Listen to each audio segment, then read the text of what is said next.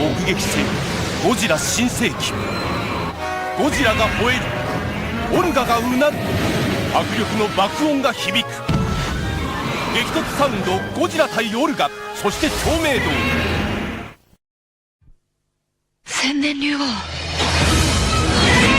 壊神ゴジラ日本上陸。迎え撃つバラゴン、モスラ、キングギドラ。ヤマトの守り神たちがゴジラに。お前はヤマトの守り神なのか。この国は怪獣だらけか。生き残るのは誰だ。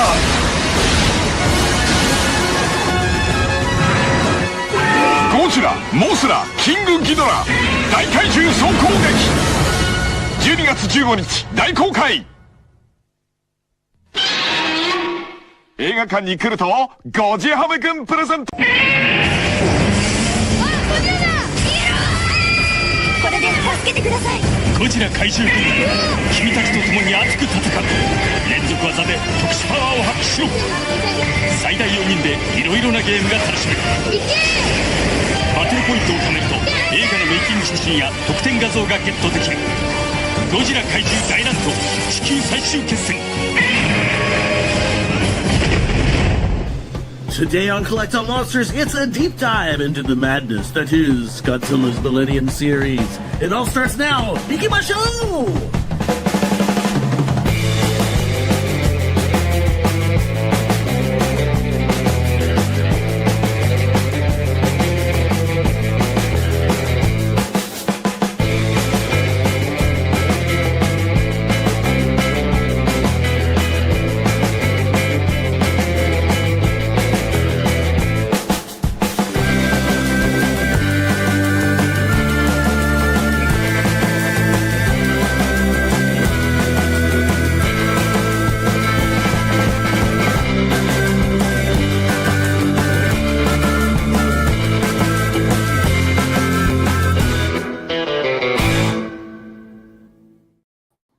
Why, hello and welcome to Collect All Monsters, episode 67, and our deep dive, in quotation marks, into the Millennium series of Godzilla. I am super stoked to be here and talk about this for a number of reasons. I love the Millennium series, and, for me, it was one of those things that the Godzilla movies almost entirely up until the Millennium series had already happened before I started getting into the whole fandom, and so the Millennium series represents movies that I was like present and accounted for when they were coming out, going to theaters or getting them on DVD and stuff like that. So I got probably too much to say, so I'm sure I'll be pulling back a little bit throughout the day. But you can also probably realize that we're down two members right at this moment. Leslie will be joining us very soon. I failed to come up with a Godzilla-related reason that he is late today, but instead of Christine joining us, we have our good friend Alec Merdich, who's here, and he's a big fan. We've known him forever and ever. He's Stop Traffic Graphics. Is that right? Yeah. Thank you. Sorry, I didn't have that at my fingertips. And also sculpted our Kamegon figure that we have. So. Welcome, Alex. We are going to go ahead and welcome Leslie when he gets here at the end of Show and Tell. But like I said, Show and Tell, it's time for us to get right into it. So, Alex, please show and tell what you got over the last month or so, or however long. Just like, but we're keeping it to 3 items, but with our Show and Tell segment.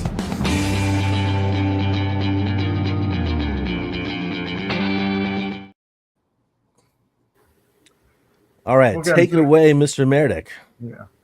Well, again, I didn't get to say it, but thank you for having me on the show. I really appreciate it, and always love the opportunity to come and talk all things Godzilla. So just wanted to say that first. But I did roughly pick about 3 items that came over the last month. So yeah, I'll go with the biggest one that I got. This is the Frog Tree. You big tease. 95 Godzilla. Phenomenal. Yeah. I know a lot of people have been talking about it. We were just talking about it before starting the show too and stuff. Yeah, we were. But this is really a beautiful piece, very unique. it is supposed to be 95, but it's got its own unique look that is so fantastic. I love all the swirls on it. I love the translucent fins. Hopefully the camera can. Hopefully It is the Kyle's camera can fault. pick it up. You're right, Chuck. It's Kyle's fault. I'll take that. You know what? I will take that because I actually there's a teeny bit of pride in the back of my brain that's like, yeah, I was one of the first dudes to get that You because I'm here in Japan literally at 1 p.m. on the day that they were available, clicking add to cart buy, like as soon as I could. And they sold out in seconds. It reminded me of the Mondo days. So Love them glad you lottery. got one though, man. Glad you Thank got you. one. Thank you. Mhm. Then this was a unique one that I discovered while I was searching Yahoo Japan auctions for all the Wonderfest stuff that was coming up. This is a company called Nami Kikaku, but it's a translucent blue Oh, -1 nice. Godzilla. Oh, dude, that's And really cool. Yeah, it's about the Never size saw of that a. before. Yeah, exactly. That's why I thought I would bring this one on the show too, because I was not even aware of it until I just stumbled on it as like a suggestion in the auction, off to the side or along the bottom there. And I'm Wow. like, what is this? And like, did the translation, saw Nami Kikaku, and then they have an Instagram page also as well. So I suggest looking them up. I don't know if there'll be more Godzilla things from them later, but it Well, goes Frank great. is watching live right now. Frank also lives in Japan, and he went to a show one time and picked up like the standard color version of that. I'm Right. pretty sure it's the same company. And I totally like David. I was like, "What? Who made that?" I like That comes- totally flew under the radar for me. Right. Wow. You Good know, sculpt. Kyle, you just kind of answered my question I was going to ask Alex. Did they do a painted one, like a standard painted one? Or Yeah, there was a are painted they all one, and then blanks? there was a painted one, and then I believe there's another painted one, but it has like blue fins on it as well. I'd love to see those. If Yeah. anybody can come up with those photos at some point, even in the chat room, chat area, please put them in our group because I'm intrigued again. So yeah, that's awesome. We need to see more -1 Sofubi. Yeah, for in, sure. in our lives. So I know I certainly do. I don't have any yet. Yeah, the frog tree one's a pretty awesome one too, as far as -1. Like, I especially love the effect of the G with the curved up tail, and then like again those smoke effects, kind of creating the end part of the G there. And The frog tree one is excellent. Don't get me wrong, and don't misunderstand me. But I kind of want for my first one that's like not a stylized one. I want like the one you have, like that one. okay, yeah, For my first one, hopefully I'll be able to get like at least a few of them. But because it is one of my favorite years. But that's cool. Thank you for showing us that. Awesome. yeah. Then my last one is this one just showed up out of the blue. Like, I know quite a few other collectors that were lucky enough to grab one of these. They also were never given the shipping notification, but the TYG nice. little Godzilla. So it just showed up. I know quite a few other collectors. They just randomly got them in the mail. There was no notification from Spiral that they were shipping them. It just showed up on their doorstep. So Surprise Sofubi. yes, exactly. That's always a Love good thing. Good stuff, Alex. Nice. Thank you. Thank you. Wow. All right. So that's 3, right? So David, Yep, that's great. you're up. What are you I'll going to tell show you- off for your 3 items? Well, sadly, I'm not going to show you a frog tree because that's what I really wanted to show you off. Because, like we talked about before, you put it on the radar, Kyle. Like for a lot of us, we'd never seen it before, and then Alex has one, Jonathan got one, and hopefully they'll do more releases of different color sprays. Maybe a glowy, that would be. Yeah. But what did I? So let's see. So let's start with G Fest. As most of you know, I didn't get to go, sadly, but John Ruffin's driving partner, Alex Sawyer, was kind enough. I was with That I you. really wanted to get. Yes. Nice. Awesome. These trikes are so great, and I know a lot of other companies are making trikes these days, but man, these are just the cream of the crop, man. They're just so well done, and the box art is just the icing on the cake. Yeah. And I honestly think this is my favorite trike so far that I have. I really, really love the Planet X Henchman riding his trike up somewhere on the surface of Planet X, searching for a water source. So, that is very cool. Thank you, Alex. And I bet it was in your card, John. So since you drove, so yes, it was. thank you for help transporting it. That's why I drove. This next thing is kind of interesting because Alex said his little Godzilla just kind of appeared out of nowhere. I ordered this model kit almost a year ago, and I hadn't heard anything, and then I heard there was delays for this reason, for that reason. And I kind of wrote it off. Luckily, I had a little bit of money because a week and a half ago, I got an email saying, your kit's in. I'm like, oh, okay. It ended up a little bit more than I had thought it was going to be. But when I opened the box and I began to build it, it's well worth it. And I'll show it to you hopefully without breaking it. He's in the process of being built right now. Of course it is. The beautiful KOC -1 Godzilla. Fantastic. Now to put this in perspective, this one is only 28 centimeters. The other KOCs that I built are in the 40 centimeter scale, but like the other ones, this one is done like a game-changing model kit, pins and magnets. So no glue involved. The only little bit of glue, I had to put the bottom jaw in, just a tiny dab of glue. And you don't really have to put glue in the dorsal plates because the areas are wide enough or deep enough and tight enough so they won't come out. I'm going to put a little dab of glue in there just to be on the safe side because I do live in California and we do have earthquakes like Japan. So well, maybe not like Japan, but we have our own.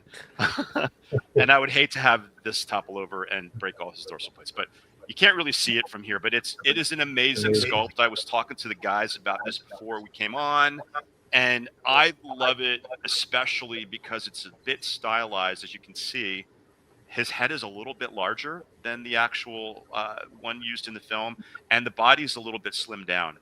So I think it's the perfect stylized -1 Godzilla, and I can't wait to show him off to all of you when I finish him, which will probably be not the next few days.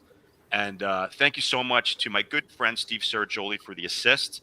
I appreciate you as always helping me get these amazing and pretty hard to get model kits. So very, very cool box day I had last week. Put him over there. And then finally I got something that a lot of you guys got, and I have to give a little bit of an explanation. When I was on Rich's live stream, Fresh Final Live, and Brian Tokyo's, they always ask, what are you doing next? And I said, our next show is the 16th, and we're talking about books. So unfortunately, well, not unfortunately, but we couldn't get all that we wanted to do together in time. So that's going to be postponed for another episode coming soon. But I did get this. Yay. Yep. Which is one of my 3 picks for quintessential English language Godzilla books available. Now, what are my other 2? We'll have to wait and see with the episode because, can't tell you all the stuff right away. I'm sure many of you have this. If you don't have it, I think everybody in the chat, in our panel has it right now. It's next level amazing. It's just so great. And I'm a little bit jaded. I've been around the block. I've been collecting for a while. There's photos in here that I've never seen. Oh, yeah. And I appreciate the way it's broken down. I appreciate the little, there's little chapters that deal with well, anyway, I'm going to save all that for our book episode because we're going to take a deep dive into books. And, I'm sure you guys will love that episode too. So I think, guys, that's all I have for my 3 items. What do you got, John Ruffin? Well, it's Only great 3. to be back with you guys. Only 3. That's great. And let me throw in a 4th. But it's great to be with you. It's great to be with you, Alex. Thanks for being with us. I was out last show because I ended up at G-Fest. And Alex Sawyer went along with me. We went together. It was a great show. And I'm back, in a COVID situation right now. My mom has COVID. I'm trying to avoid COVID. So we're taking it a day at a time with that. So it's just good to be with you. It's good to be seen. It's good to have you. Good to have you back, man. Thank you. I have a few things. One thing I brought back from G-Fest was a little dessert, and I got the last bowl or dish of Optil's Oh, Nice. Kaiju cream. This was a must. delicious. Looks Thank delicious. you, Christine, for helping me with the assist with getting this. So this was one of my favorite items from G-Fest. I keep it right on the desk, looking at Ghidorah. This is such a creative idea. This is brilliant. It is. I mean, his answer was right in front of him, and the irony of making something that's horrible, disgusting, literally poop, making it into a delicious dessert. I mean, it's like, that's just, got to give it to Octil. Matthew's a genius, and I have mine. Matt gave Keith and I one. He asked what colors we wanted because he stayed with us last summer, and he made it with the colors of our living room. So he's living in our kitchen. He's actually looks like he's part of the kitchen. So he's in the kitchen. Fantastic. Now this next item, let me get my little list here. Check it twice.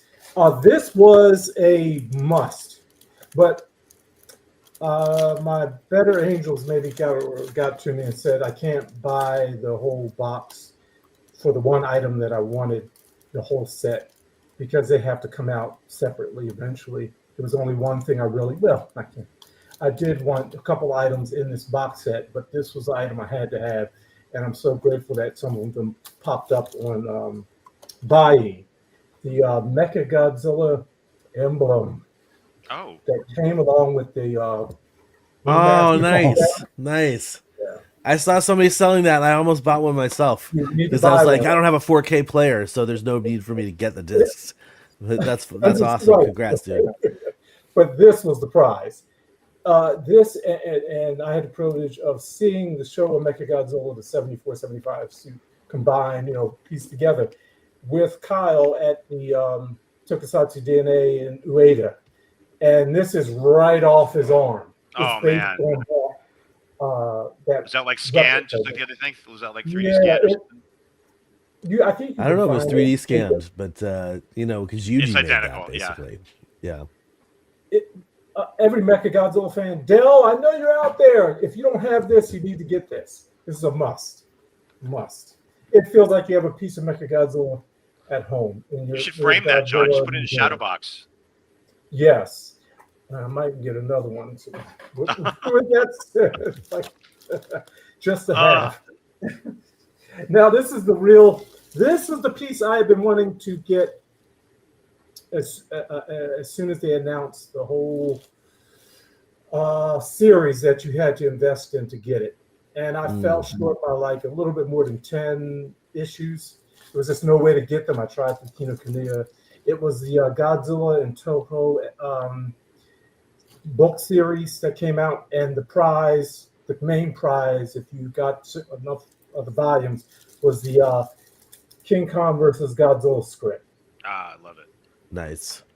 Let me say, this was an amazing print piece, and it is not any old reprint because of who it came from. It was from scriptwriter Keiko Suzuki.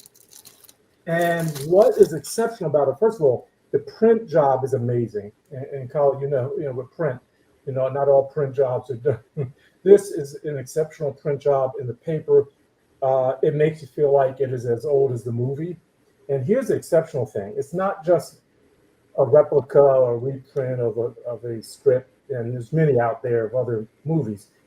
This is priceless because virtually every page has his notes. That's cool. And diagrams. Oh, super wow. cool. Markup, okay, for it's like a treasure trove of content. Let's see if you can't really see it about moments and scenes in the film that you just won't be able to scrape up that information from anywhere else. So, and I know there's still some of these reprints out there on Bai. If you love scripts and there's not really a lot of King Kong versus Godzilla collectibles outside of figures, maybe, but this is, you can get albums, you can get the 4K movie, but script. This is Fantastic. This is a treasure. That's 3, but I got something today, if I can just mention, that's so fascinating. Oh, all right. Just a quickie. It's small. It's not consequential, but I was like, oh, please, can I just mention it? Because it came in a couple hours ago. It's a book, but a fascinating book. It's called Godzilla's Spirit. Oh. I don't know if any of you have ever heard. Oh, here comes Leslie. Oh, you're in trouble now. Just in time. He's on number 4, Leslie. This book is called Godzilla's Spirit, but this is fascinating. The subtitle is Mother and Son's Spiritual Communication, 365 days a year. I love And the backstory is a year after losing her only son in a sudden accident, the mother has these naturally psychic received telepathic messages from her son. And he was a big Godzilla fan. So I thought I had to have this in my library. So it's kind of a ghost story, a little bit? Real life. She got these messages from her son, and I'm just going to randomly select some and see what, Is her son deceased or is he still alive? He passed. Oh, so it's a ghost story. Oh, yeah. Yeah, in that sense. Yeah. Yeah. And he sent her messages. So I thought this would be something to have and add to the collection, to the library shelf. That was it. Yeah, that's it. Leslie! What's up, Leslie? Long time no see. Did he do 3 or 4? Like, how many did he do? 4. You came just in time. You know what? It's funny. Me and John been gone for the past 2 months, and for the past 2 months, y'all been kind of cheating on that rule, the 3 item rule. I've been watching the shows. Really? Yeah, like they've been doing 5 or 6 or 7 or 8. But it's coincidental. But it's very coincidental that once me and John come back, you go back to the 3 because y'all scared, aren't you? You should be scared. You're scared. That's fine. Terrified. That's fine. But sorry for being late, ladies and gentlemen. I actually do work on Saturdays, unlike these bums over here. But you know what? Gotta make the money. Gotta make the money. But it's great to be back on Collect All Monsters after a 2-month hiatus. I couldn't be here for June for Father's Day.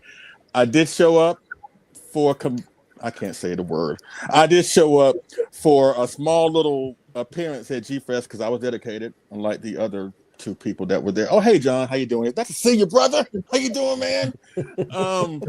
And also, I got to say, go to hell me. Talking about John, show everything because Leslie and Christina not here, so you can go straight to hell for all I care. No, we're doing the 3-item rule. Yeah, I know it sucks. I know we got a lot of stuff, but we're doing the 3-item rule because I'm tired of going to Waffle House every time we do a show. But seriously, I love being back. I'm happy. I'm happy to see all of y'all.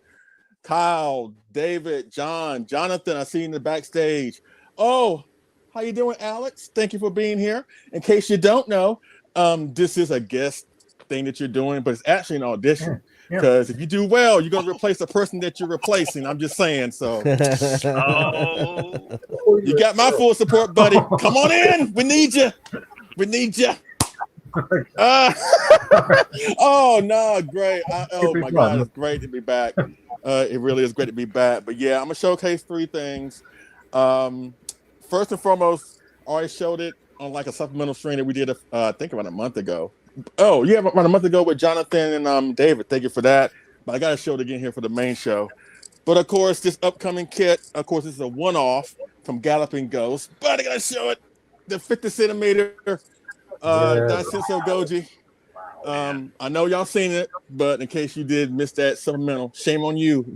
If you're a supporter of Collect All Monsters, you should watch all our stuff. But in case you didn't, I showcased this awesome kit of the Daisenso Goji suit. The Monster 01, and this is based off a 30-centimeter kit that Galloping Ghost will be doing. I got word that he's trying to get the licensing for the kit, and hopefully he'll have that available real soon, probably in a matter of weeks. So Look at this. What you're seeing, of course, this is a one-off. This is 50 centimeters tall, but this is this is going to be made into a 30 centimeter kit. So look at the lightness of the Monster 01, the Daisensou Goji, a highly popular Godzilla. So I want to thank I want to thank Marcellus Winters for building, painting this for me. Of course, Doc Math and Galloping Ghost, Kaji Kobo, and of course David and Jonathan, because I had to share it with the biggest Monster Zero fans in the rooms besides Kyle. Because I think he was bar hopping that day, but I really do appreciate y'all being there for me. And again, if you want this kit, good fun. If you get this kit, if you want this kit, hit up Doc Mac from Got Up and Goes Kaiji Kobo. He got a website, he got a Facebook page. You're in for a treat. This likeness of the Monster 01 Godzilla, it is embedded in this figure. So please get it. So that's it with the first one. The second one, Kyle, I'm going to have you incorporate the pics in a couple seconds. The first thing that I share with you, but this next item is really not mine. It's actually Sandra's, because Sandra got a few things for herself in the past couple months, so I got to show her some love here. I love you, babe, I really do. And this really shocked me when I first saw it, right? But it is a really killer figure. Actually, one of our hosts was one of the first to really come in contact with it. And that host is going to find out who it is when I show this thing. But Sandra got herself the Legacy series from Spiral Studios, 1984 Godzilla. Nice. Yeah. Beautiful. I didn't get one because I got the kit, the Tenjitsu craft kit. So we got two gigantic size 84s now collection. At some point, we're going to do a discussion pitting the two against each other. And this is one of the very few times that I wish Christine was here, because she's always saying about this, oh, I was so tempted to get it. Oh, I wanted to get it. And that's basically English translation saying, I'm broke, I can't afford it, but I'm going to say that I do want it to save face in front of people. So I really want to rub this in her face. This is not, and technically me and Sandra are married. I mean, we're all married. So technically I own half of this thing anyway. I love you, babe. Sorry. Don't make me sleep out on the couch tonight. But look at this. This thing is great. It's not tempted. I'm not tempted to get it. We got it. So, because, we actually make money in this house. So this really is a killer likeness. A killer likeness of the David tell you, because he was the first one that came in contact with it. Leslie, when I saw this on the internet, I think I posted it in our group, our Collect All Monsters group, our private group, and I'm like, I was trying to justify not buying it because I can't afford it. I'm like, Christine, I'm broke too, and that thing's worth it though. And I'm like, the head's a little bit too big, blah blah blah blah blah. And then I actually saw it and held it in my hands. Not only is the head perfect, the pose is perfect. You can walk right into the film. And it's absolutely perfect. So it's still on my radar. It is the quintessential 1984 collectible that's not a kit, I think. I'm about to say, come on now, because no. I stopped myself for a second. Yeah. But it is. Leslie's not lying when he says, and even showing it, like the way he's showing it doesn't do it justice. It's perfect. The paint job is great. The eyes are great, and it's really heavy. It is really heavy. It's like the GMK Legacy from Spiral. They're both, again, 50 centimeter tall pieces, and they're big chunks of vinyl sculpted by the awesome Tanaka-san. Both the GMK, the 84, as well as the Zilla. So did a great job with that. And Kyle, you can file out those photographs if you want to see that thing up close and personal, because that thing is heavy. I got tired of holding it. He is heavy. So look at that. See, that's great. And incredible likeness. Yeah. You know what's good, Leslie, is this figure looks good from every angle. Like sometimes you see the 84 and he looks a little bit off from some angles. This figure, he looks perfect from every single angle you can put him in. And, he does, yeah. And he's a great companion for your model kit too. Yeah, and my kit is a little bit bigger than Sandra's. Don't tell her that, please. I don't want that smoke. But mine is like 55 centimeters tall. The 84 is like maybe 50, but there's still like a great likeness, between both of the 84 Gojis. So at some point, me and Sandra will get together as a supplemental on Collect All Monsters, comparing the two. Either way, you can't go wrong with either one. So again, thank you to Spiral Studios for that. And Sandra's real happy. So And last and certainly but not least, and I want to get him, but I can't because he's so big and so fragile. And I mentioned it on our show with Rich last week on Fresh Vinyl that I'm going to show him off here. But at G-Fest, I got a 30 centimeter resin model kit built and painted by the awesome Greg Batters of King Ghidorah 1964. It's the Vokes Orient Hero series. Wow. And that is the kit right there. Right there. Let me tell you, ladies and gentlemen, this has been a grail acquisition for me because I've always wanted a 30 centimeter Ghidorah in my collection. I got 25s. I got the big gigantic in the background you see every time I'm on the show. But a 30 centimeter Showa Ghidorah was something I've always wanted. I think I said it many times before on the show as far as like grill pieces. And that was the one thing I was missing as far as like me being a King Ghidorah fan because like David, King Ghidorah is our favorite villain in the Godzilla franchise. Right. Got it. And I got so many different figures of opponents that Ghidorah has fought. And I tried so hard to make it work with the 25 centimeter Ghidorah, but it just doesn't work because I love King Ghidorah so much, they have to be really size accurate with each other. And in those scenarios, a 25 is not going to look well with the 30 centimeter piece, right? So this was a vital acquisition for me. And again, that's the main reason why I drove the G-Fest this year, so I could transport that thing back safe and sound, which I did. And this was the goal. Right here, this shot right here, this was the goal because if you look closely at the King Ghidorah, I had him painted to look more like Monster Zero, like the King Ghidorah 65, because they gave him more of a darker, darker shade of gold on him in that movie. Talking with David, I realized that, so I gave that marching order to Greg to have him look like the Monster Zero, at least the King Ghidorah from the Monster Zero movie, even though he could still double as a 64 because it's technically a 64 kit. But this was the main goal because for the longest time, I had a 30 centimeter Monster Zero 1. I had a 30 centimeter Monster Zero 2, but I did not have a 30 centimeter Monster Zero himself until now on the year that awesome film turned 60 years old. I finally got my awesome setup, and there you have it. So what do y'all think of that Ghidorah? What do y'all think? Leslie, gorgeous, man. Can you show the base again? Can I see that base real quick on the other photograph, Kyle? Yeah, look at that base. You've got a broken Torii gate, like perfect right from the scene. I mean, that to me, the base makes it even more sweet than it actually already is. I mean, I love it. And that's basically from Ghidorah the Three-Headed Monster, that shot where you see Ghidorah when he first makes landfall and the people in the foreground run away from him and that thing kind of like topples over, you know, and it has his name right there.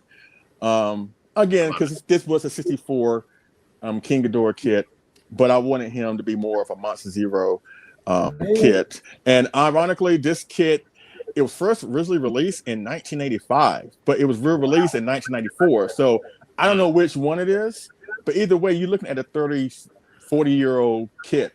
And Greg painting like it was released this year, you know. So thank you to Greg for helping me out. Again, I've been kind of going into a Monster Zero kick this year because of the anniversary, which I hope will make David and Kyle happy because I like seeing them happy when it comes to Monster Zero. People are loving the fuzzy hair too. Yeah. Yeah. If you look closely at Ghidorah, at least one of the heads, at the heads, he kind of looks like an Asian Al Sharpton with the perm.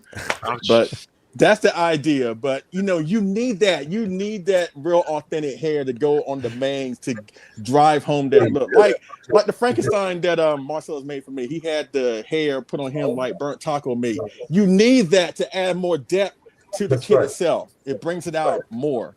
David can tell you more about that. But that's it. As you can tell, I'm really blessed. I have a lot more stuff to show, but I'll pepper them out on the shows that we got coming up in the next couple of months. But again, thank you to Spiral, thank you to Galloping Ghost, and thank you to Greg for hooking me up with my acquisitions. And again, it was so good to be back here on Collect All Monsters. And again, Alex, it's an audition. Just saying, it's an audition. So. Did the base come with that kit? The base, the broken down stuff with his nameplate, that came with the kit. The base that Ghidorah's on top of was scratch built because I wanted him to appear a little bit taller when I have him up against the other monsters, because that's how it was in the film in a way. He was the biggest monster in the film.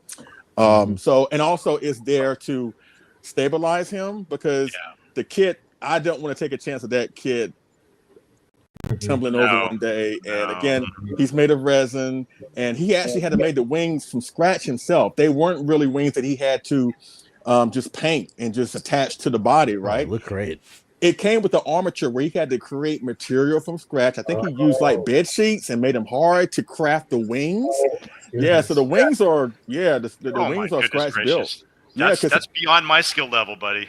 Man, I mean, that's beyond my skill level. Yeah, because he got the kit, I want to say, late last year, but it took him a while to get it done, and I didn't get it until G-Fest this year. But it was well worth the wait.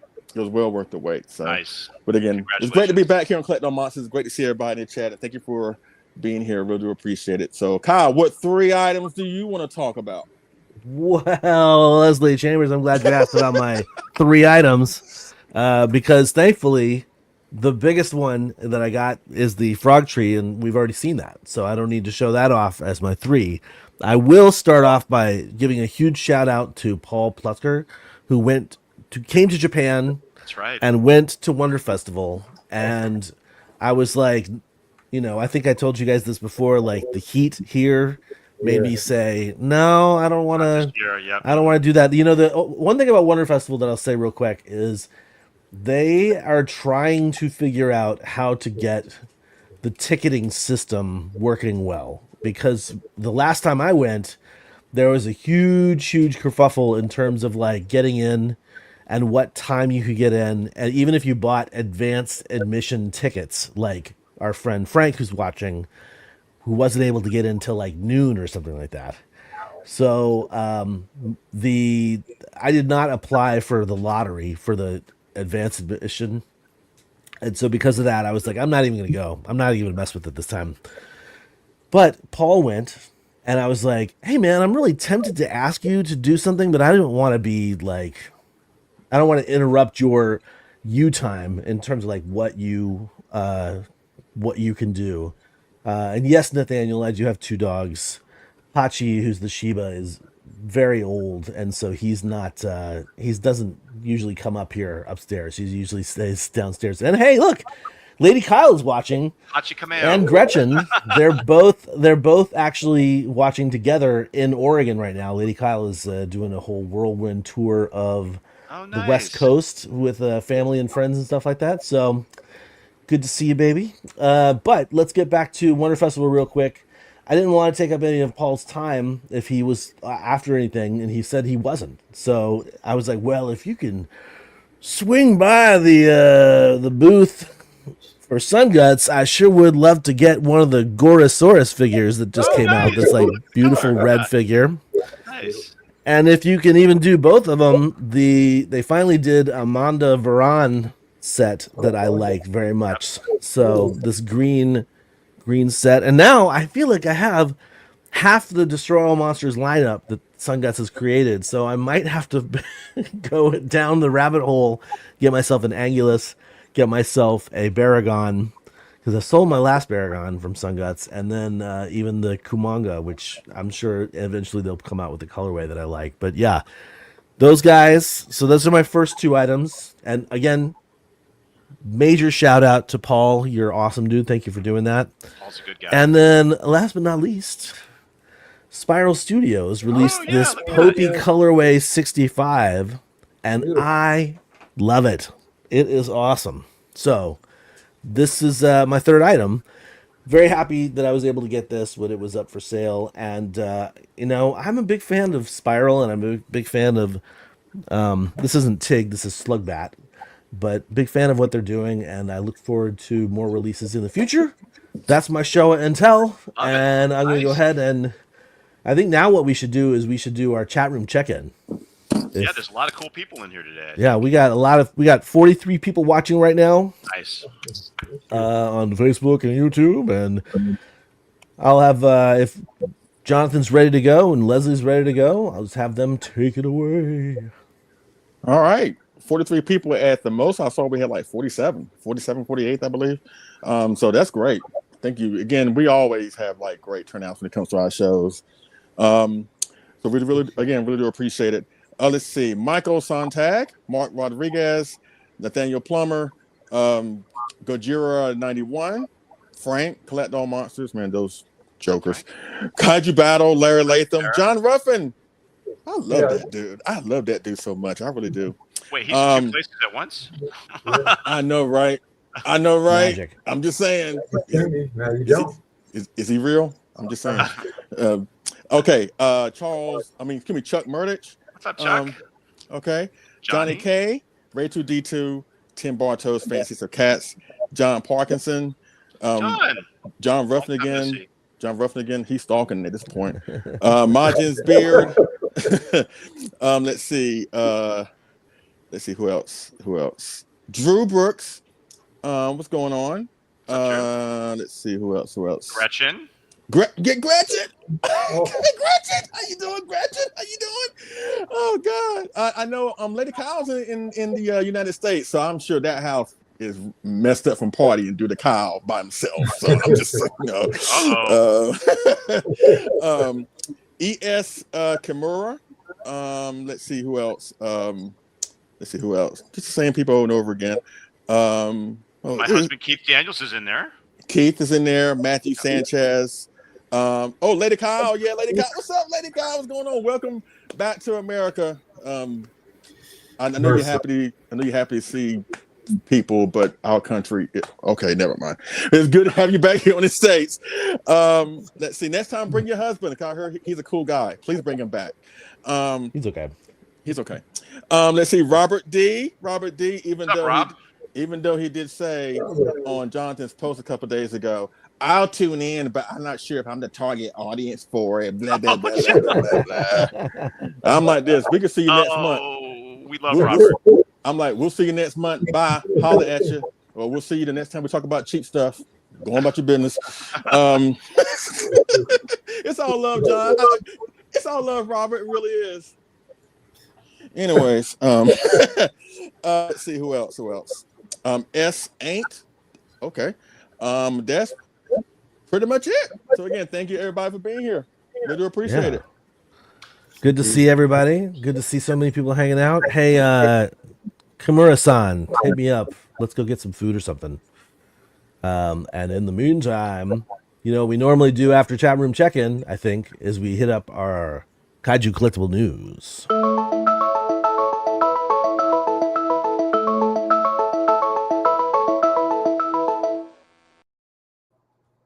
Okay, so let me do a little rearrangement here. Oh, no, that's perfect. Okay, cool. Leslie Chambers, you have a news item?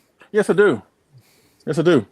I want to talk about the X Plus Favorite Sculptors line, Gauss, 1995. I think this is a Rick exclusive. If I read that wrong on Kaiju Battle, I'm sorry. But I think this is a Rick exclusive. But this is a 30 centimeter Gauss, 1995, from the awesome film celebrating its 30th anniversary this year. Gamera, Guardian of the Universe, really the film that kickstarted Gamera's resurrection as a character. And this was his first opponent, a reincarnation of arguably his most popular enemy. What King Ghidorah is to Godzilla, Gauss is to Gamera. So, and they're doing this this figure based off the Monster Maker 28 model kit, which I will show you in a few seconds because I have the actual kit. And the timing of this announcement, or at least the timing of me doing this item, is very, very appropriate because it's been out for a few weeks, but they stopped accepting pre-orders this coming Monday on the 18th of August. So if you've been slacking and you want this, get on top of that, at least by Monday, so you can secure yourself this awesome figure. I think they're also going to reissue a 30 centimeter Gamera too, so get you that as well. And once you pair them well up together, you get yourself an awesome setup between the Shadow of Evil and the Guardian of the Universe. And Kyle, blow me up if you can. I'm gonna show the actual kit. I showed it before on the show and tell on Collectible Monsters, but here's the actual kit of based off that figure that you're gonna be getting. Of course, built and painted by Marcelo Winters, but honestly, for the longest time, I was never really a big fan of the Heisei Gauss. I mean, I don't know why, because I just hold the Showa one in such high regard. But I can't deny that even the kit and the figure that will be adapted from this kit is actually a solid piece. You know what I'm saying? It's a good size. He's like maybe 30, 31. So if you do get the Gamera, he will appear a little bit taller than Gamera. But if you saw the film, that's how it was. Gauss was a little bit taller than the Hunchback hunched over Gamera from the film. So, but again, you have until Monday to get this pre-order locked down. And I think he's coming out, ironically, Halloween. Imagine that. A giant dangerous bat that eats people on Halloween. In October, excuse me. So yeah, that's it. That's all I want to talk about. My news segment. Kaiju. Yeah. So get yourself the X Plus Favorite Sculptors line, Gauss 1995 from Gamera, Guardian of the Universe. Nice. So who's going next?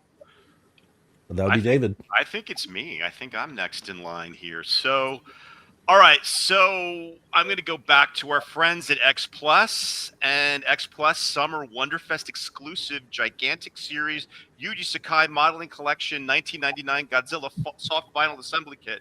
That was hard to say, but yeah, there it is. And I chose this for two reasons. First reason being it ties in perfectly with our show today and what we're discussing. And secondly, our very own John Ruffin designed the box art for this. And before I even asked him if he did, I knew it was him from a mile away. We can tell his outstanding work. And congratulations, John, another masterpiece. And again, it's a beautiful kit, and it's based on, Kyle, if you put me on screen for a second, it's the same sculpt as the original release of the sort of gigantic-esque 1991 Sakai original like maquette version of the Godzilla 1999. And I love it. I think it's great. And this is a perfect opportunity for someone who's a model builder and missed out on getting this piece. Let's see, what else can we say about it? The kit features both clear and black parts, and it sold for 20,000 yen, and it was limited to 100 pieces at the event, but it will eventually be available on the RIC website in a lottery type situation. So you can still get this. You just have to visit the X Plus RIC website if you're interested in getting this and building it for yourself, or sending it out to someone like myself. It's actually a vinyl kit, so I could actually do this one. I just don't do the resin stuff unless it's a KOC. We've talked about that before, but again, it's a beautiful, beautiful sculpt, and part of me loves this design so much, this maquette concept of the G2K Godzilla. I almost wish this is the suit they went with in the films. I think it's very dynamic and powerful and very dinosaurian looking. So yeah, that's my news. Congratulations, John. It's a beautiful, beautiful box. I want it just for that, even though I don't need another one. But anyway, next is our guest star, Mr. Alex Merdich. What do you got, Alex? Just share with us for your news item. All right. Well, I picked something I thought was pretty darn unique. This is going to be the Monster Arts 1972 Ghidorah. Now, there's a lot of Ghidorah figures out there. There's even a lot of Showa Ghidorah figures out there, but usually when they make them, they generally tend to go with 1964 when the suit was naturally at its prime. But what I love about this is, besides the model kit, which I think is actually behind Leslie right now, like, I don't think there's been a general released figure of the 72 suit where it's starting to look worn down. The horns are drooping and stuff. I think it's great that they took the time and effort to truly try to capture that suit, the alternate wings compared to what we had in 64. And it looks like it's going to be super flexible too, that one of the promo shots showed it, his head's all flipped backwards where Godzilla was holding him, and Gearus was going to slam the spikes into him and stuff. So I just think it's going to be cool. I'm glad to see the 72 Ghidorah, because I love the unique stuff. I love the Oh, there it is. That's what you're talking about. Yeah, exactly. So if you're in the articulated stuff, I think it's going to be pretty posable and stuff too. But I love seeing the 72 Ghidorah suit get some love. So yeah, that was my pick for the Are news. They available now? Are they available now? Oh yeah, yeah, they're available now to pre-order. There's a lot of the American sites, Entertainment Earth. There's Big Bad Toy Store. There's a lot of. It seems to be at the moment retailing around $2.99 from what I've seen, at least on the American sites. And this is actually gonna. Yes, I'm glad that picture popped up. That reminded me. This is actually going to complete the lineup from Godzilla vs. Gigan too.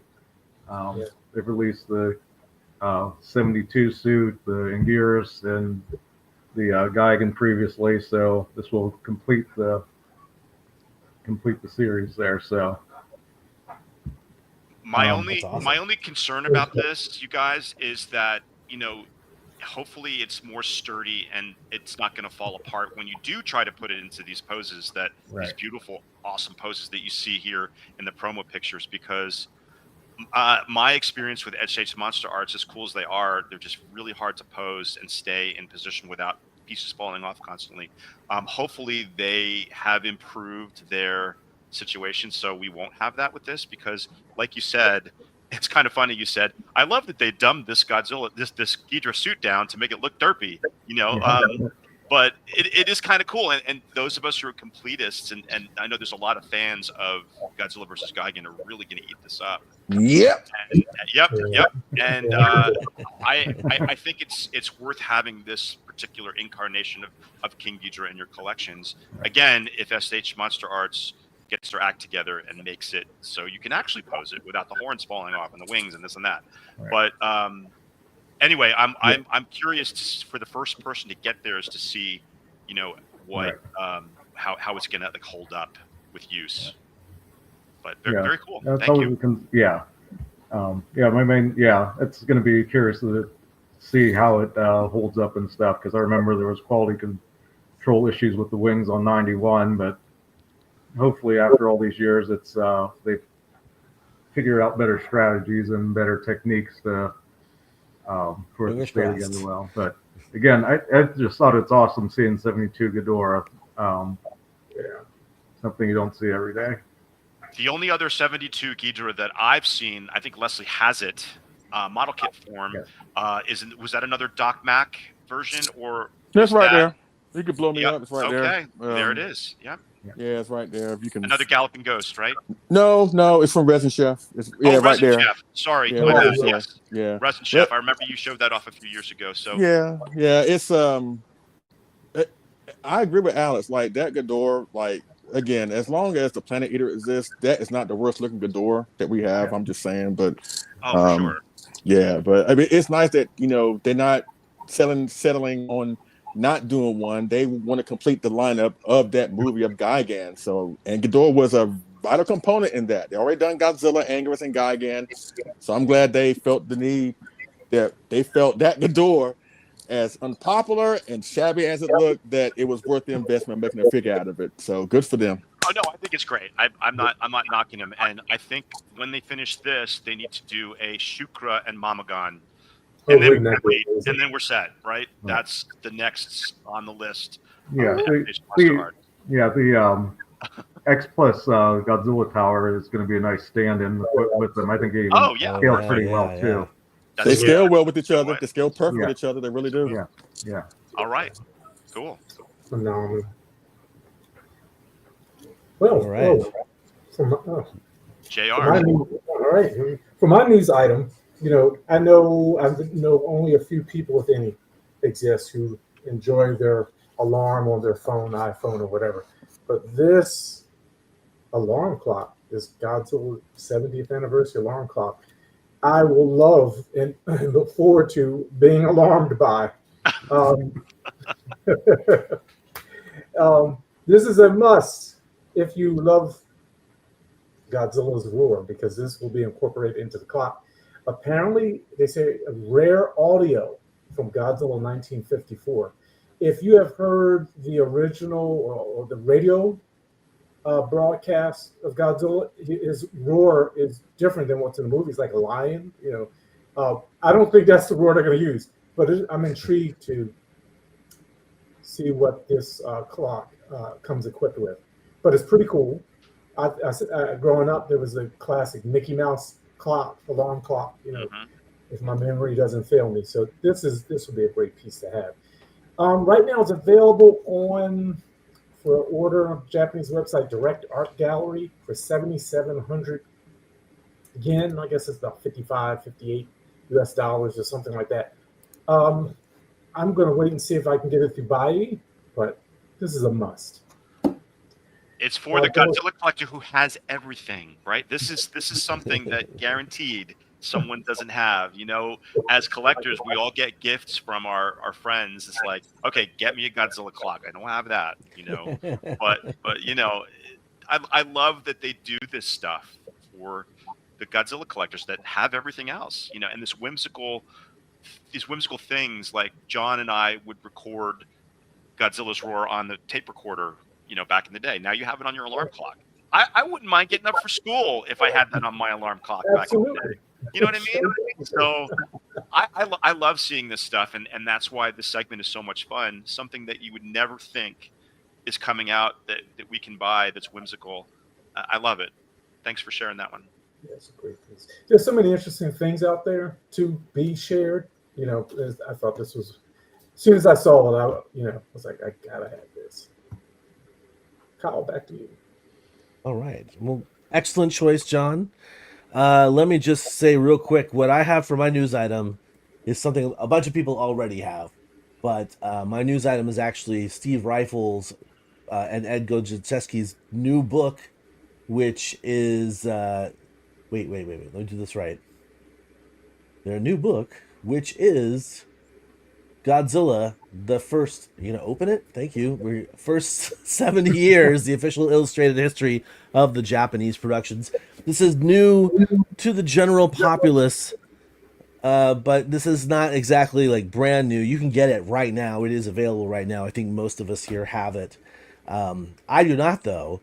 So what I have instead is a video interview with Mr. Steve Ryfle, a segment of a much longer interview that will be available to watch as soon as this episode is finished. So take it away, me and Steve. For a... I screwed that up. How did I do that? We're back. We're back. Great, I loved it. Wow. See, the best part about that... a new upcoming, not even upcoming, it's out right now, book about Godzilla. We have the author of Japan's Favorite Monster, the unauthorized biography of the Big G, and, of course, co-author of Ishiro Honda, A Life in Film from Godzilla to Kurosawa. And now he's written another book with his co-writer, Ed, called Godzilla, the First 70 Years, the official illustrated history of the Japanese productions. Please welcome to Collect All Monsters, Mr. Steve Ryfle. Hey, Steve. Good to see you, sir. Hi, Kyle. How are you? Long time. I'm doing well, man. Doing really well. And I love that you guys have a new book out, and I'm so psyched to see it soon. I should say, this is where we're going to CGI in me holding the book, but I've heard nothing but good things so far, and I can't wait to see it in my hands. We will make sure that one will travel over the Pacific Ocean and land in your hands soon. We'll make sure of that. So, yes. Let me just quickly say to everybody out there, if you haven't checked it out, Kyle Bird of the Kaiju Transmissions podcast did a great panel with you and Ed at G-Fest, and they just posted it recently. If you want to hear a good hour-long chat about it, there's some gold in there, so make sure you go check that out. But for those who were not able to be there in person or who do not listen to the podcasts, could you just give us a little bit of a nutshell version of how this book came about? How did this generate? Sure. Well, I think so. Ed and I have been working together a long time, as you know.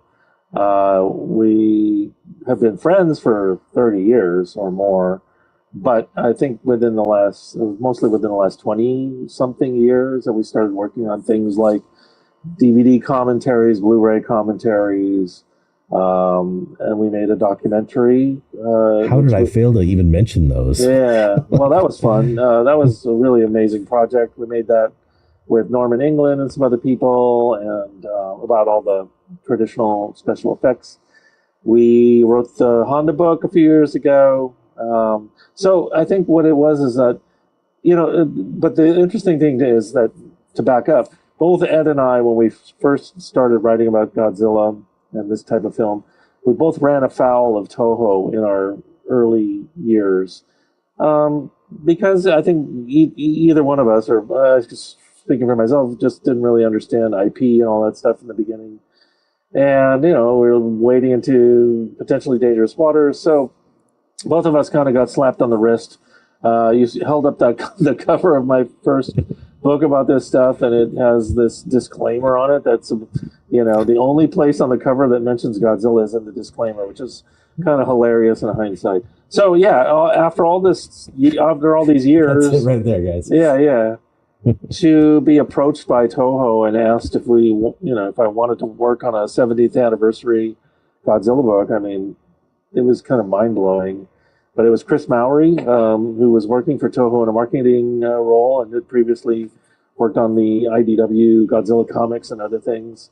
He and I were acquainted, friends, from appearing on panels at conventions and stuff together.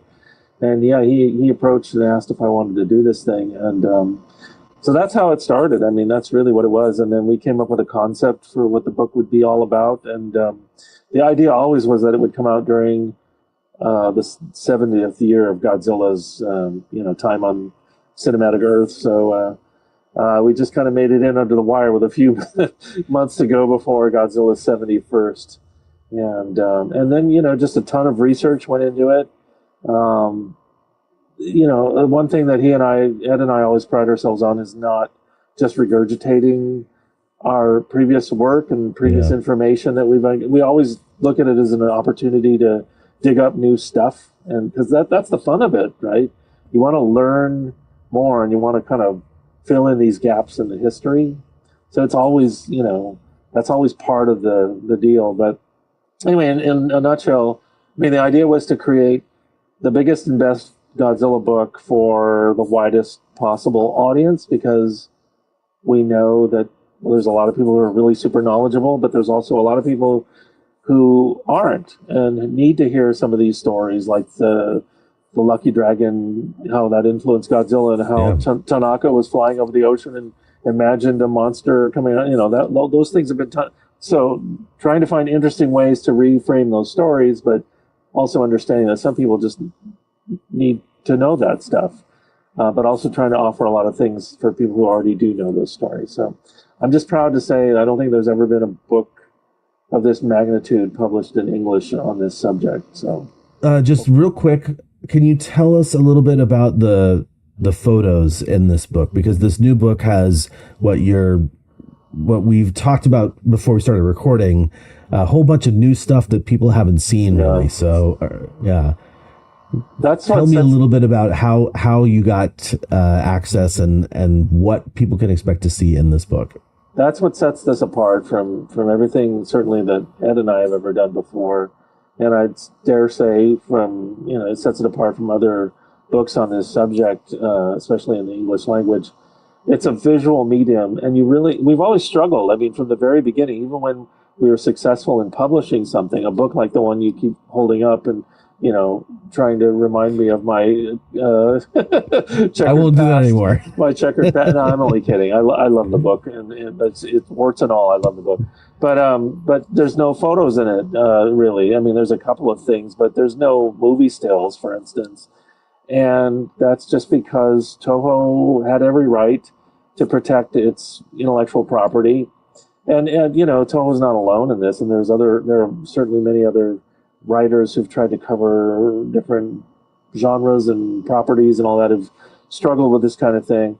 So that's, when we were approached by Toho and asked to work on this thing, that was kind of one of the main things that appealed to both Ed and myself, is the opportunity to finally tell this story and not only dive deeper into it as far as the information side of it is concerned, but to really showcase the visuals. And as we got into discussions with them and learned, that we would have access to this massive digital archive of production stills, set photographs dating back to 1954. I mean, it's a cliche, but our minds were kind of blown by the fact that we would be able to utilize this stuff. And the crazy thing is, this book has something like 900 and some odd pictures. We only scratched the surface of that archive. I mean, there's enough in there for 5 books maybe. I'm just guesstimating. But we tried to pick the best stuff that by and large, hopefully, even if you have a collection of books, even from Japan, that maybe there's going to be a lot of photos in here that you haven't seen before. They may be from a similar photo shoot that you've seen, but maybe angles and shots that you haven't seen. And the other thing too, the book has all these breakout sections on things like how suits were made back in the day. Well, now we can fantastic. We can not only tell you how the suit was made, but we have pictures that go step by step that show, the suit maker working on the Godzilla 64 suit, for instance. I mean, without the pictures, it's almost, pointless to try to tell that story. But now we can do it, and it's great. So we're really proud of all that. And so I think, again, I don't think there's anything quite like it up to this point. Well, fantastic, man. I'm going to take this opportunity to show the picture of the book once again. Yay. And make sure that if you are interested in this book, which you should be, Monster Collectors, Godzilla, the First 70 Years by Steve Ryfle and Ed Godziszewski. It was published through Abrams, now available through major book retailers, but you can also get it at showcase.kaiju.com. Thank you to Steve for being here, and we're going to get back to the rest of our episode, and I look forward to chatting with you again in the future. Always a pleasure, Kyle. Thank you so much for your support. And there you go. That's Steve. Always a pleasure to chat with Steve. Do love that guy. I've had the pleasure of interviewing them a couple times on the Kaiju Cast and throughout the years. So I'm really glad that we stayed in touch, and hopefully he'll come out to Japan soon, and we can hang out and have a couple beers at the izakaya locally. That is going to do it for our news segment. Thank you guys so much for hanging out. We are about to head into our intermission.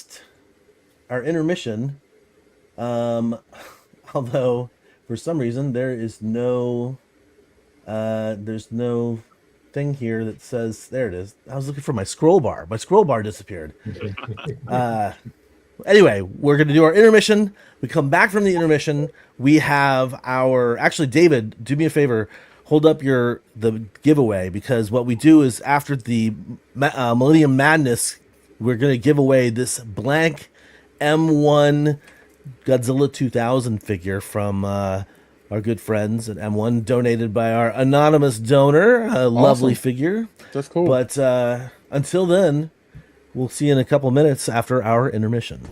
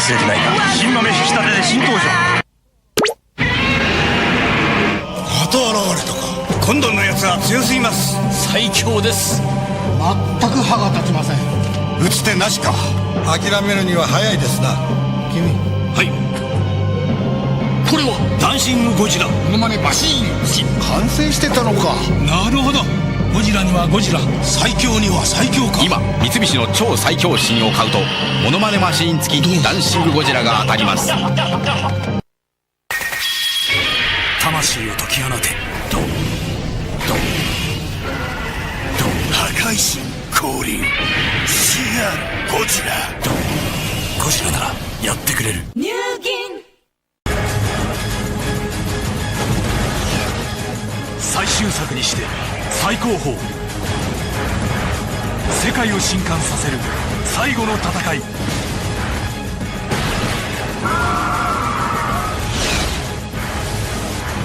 誰も G を止められない。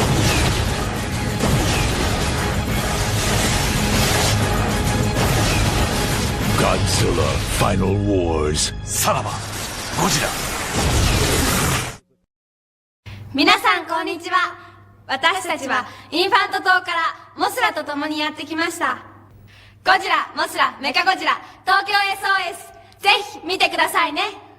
では劇場でお会いしましょう。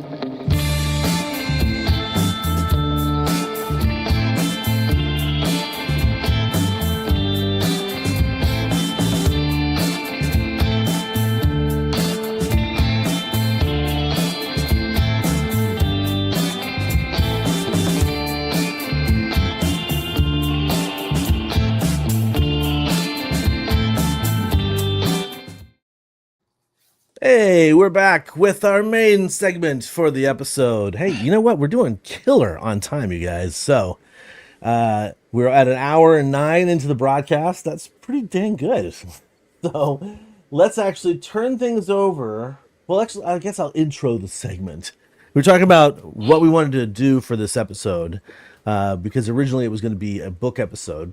And so we changed things around a little bit because we want a little more time to prep and really do the books right. Because I have a huge library over here. I'm sure John has a crazy huge library himself. David, I know, has books and stuff. Leslie, I know, has some books, even though he doesn't think he has a lot. And we want to basically spend the time to really focus on some of like key quintessential almost pieces from the written word, as it were. So we were chatting in the group chat that we have for the co-hosts, and Leslie, I don't remember how it started. Somebody started talking about the Millennium series, and we just went into a whole tear. We all started talking about what we liked, what we didn't like, what we loved, what some films did better than other films, and so that is what really sort of spawned this discussion segment. And we haven't really done that so far, like talk about an entire series. So we can't go too far into it. But what we've got is we've got some of Leslie's killer questions that he's going to ask us, and we're going to answer in turn. And then per movie, there's 6 films in the Millennium series. Per movie, we're each going to show off our favorite collectible item from said film at the end of the questions. So how's that sound, guys? Sound good? You guys ready for this? Excellent. Most excellent. All right, Mr. Chambers, let me give you the center square. Yeah, it really started with me because I was at home Friday night waiting for Sandra to come home, and I was watching Godzilla versus Megaguirus, and I haven't seen the movie in a while. That's how it started. That's how it started, and I haven't seen a movie in a while. And Megaguirus, full disclaimer, as you probably know, is like one of my favorite movies from the Millennium series. Shockingly enough, even though a lot of people look at that movie as like one of the worst, it's not. But we'll get to that later.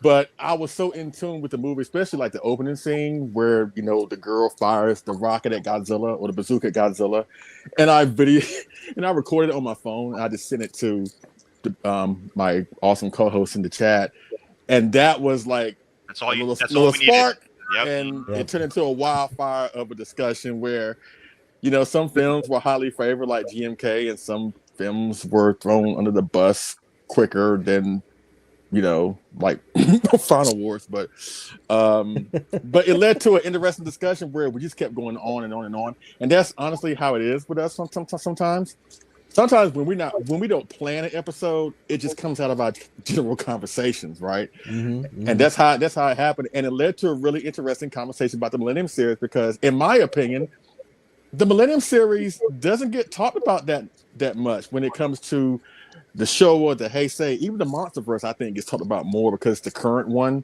right? People are starting to get into the Reiwa, but the Millennium one has always been that overlooked one, and which is a shame because there are some great movies in there. Not all movies stand up over the test of time, but it's a series that's worth talking about. And like what Kyle said, we're not going to give you a full-blown, in-depth discussion because I think that this series is deserving of another or 2 or 3 episodes that we'll cover later on down the line.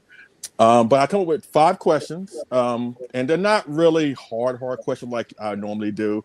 I'm trying to put that down because, again, I think this series deserves a proper discussion, and I really do love this series despite its flaws and all that good stuff. And I do believe in the pecking order, or at least in the grand scheme of things, it has a lot more going forward than it does against it. But let's start with the first question, shall we? Okay. Now, Kyle, do you want me to answer the first question since I'm going first, or should I go last and let y'all go first? How you want to do that? You know, I think normally you go last, so why don't we have you go first this time? Okay. All right. Here's the first question.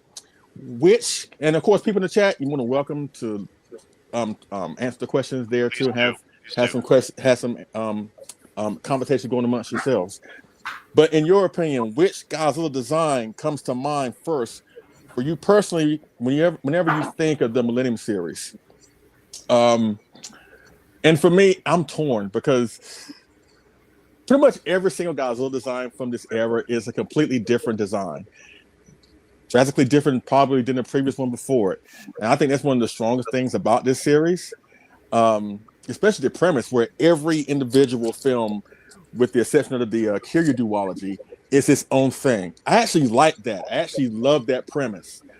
I wish it could have been executed a little bit better in certain situations, but as a whole, I've always appreciated that about the series. And as much as I love GMK, and it's my favorite movie from the Millennium series, honestly, when I think of this series first, I think of Godzilla 2000. Like that is the design that I think of first, you know, because that design, it was such a departure, but you can still see the classic Godzilla in it. But it reinforces the fact that this is a new Godzilla for a new millennium. And again, even though I love GMK, I think of Godzilla 2000 first. So David, what about you? What Godzilla comes to mind for you? Yeah, it's got to be. I gotta echo what you said. The G2K design for me is the one that I think of when I think of Millennium. The resurgence of the series and the drastic departure from the Heisei design. We get something that is very ferocious, very dinosaurian, and I think that it sort of reminds me of the 1962 design. It's got the reptilian sort of larger face, the very exaggerated. For sure. From here up, it's totally 62-esque. Yes, sir. Yeah. And the exaggerated dorsal plates like the 62 has, they even took it like a step further on this one. And I love me some big dorsal plates. That I love it. And it's got that beautiful long reptilian sinuous tail. And I was just completely in love with the redesign of Godzilla. So yeah, I also love the G2K design. We'll talk a little bit more of that later. And I also love the Tokyo SOS Godzilla against Godzilla. But if you ask me what comes to mind when I think of it, it has to be the design, which is featured. How about you, Mr. Alex?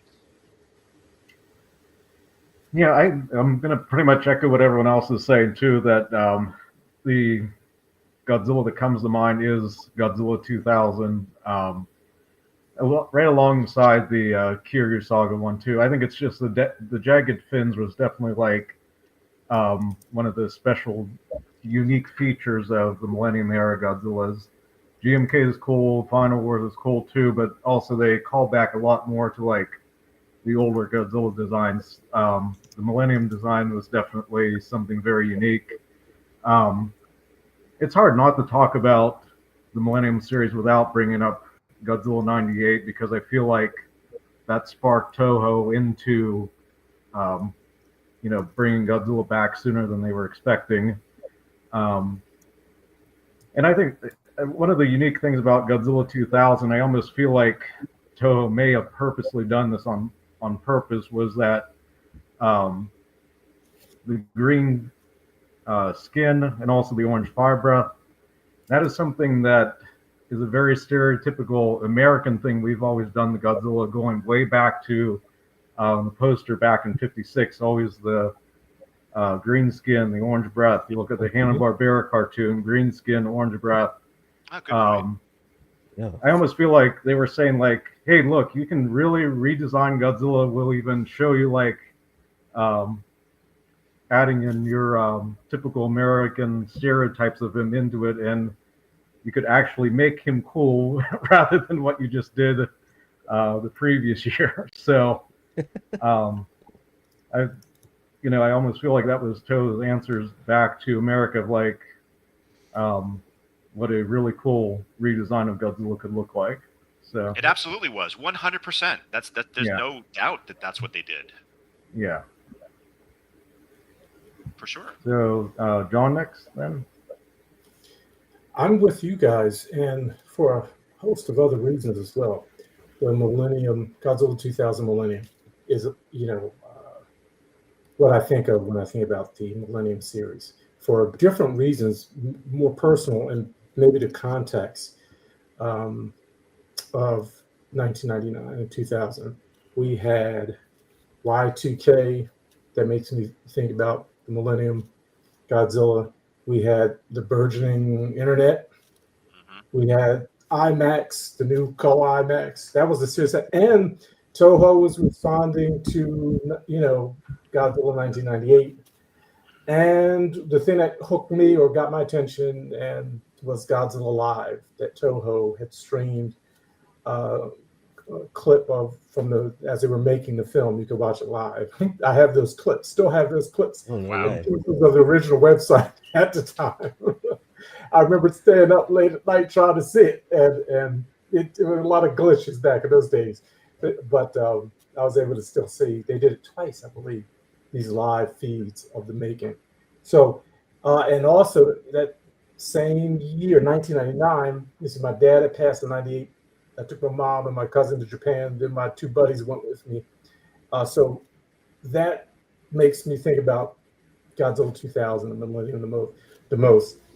I have my issues with the film, but in comparison to all the others, that's the one that's defining. GMK sticks out, but and like you said, I agree with you, Leslie, about just how those little mini series, or they each were different in their own special way. But Like Millennium, an anthology series. yes. And those posters, get ready to crumble and all that good stuff. Oh yeah, yeah. That was good stuff. It was, and it was kind of another Godzilla boom. After '98, kind of had a big ramp up. Those times are different. We didn't have social media like, There it is. Yeah, right there. yes. So it was a different time.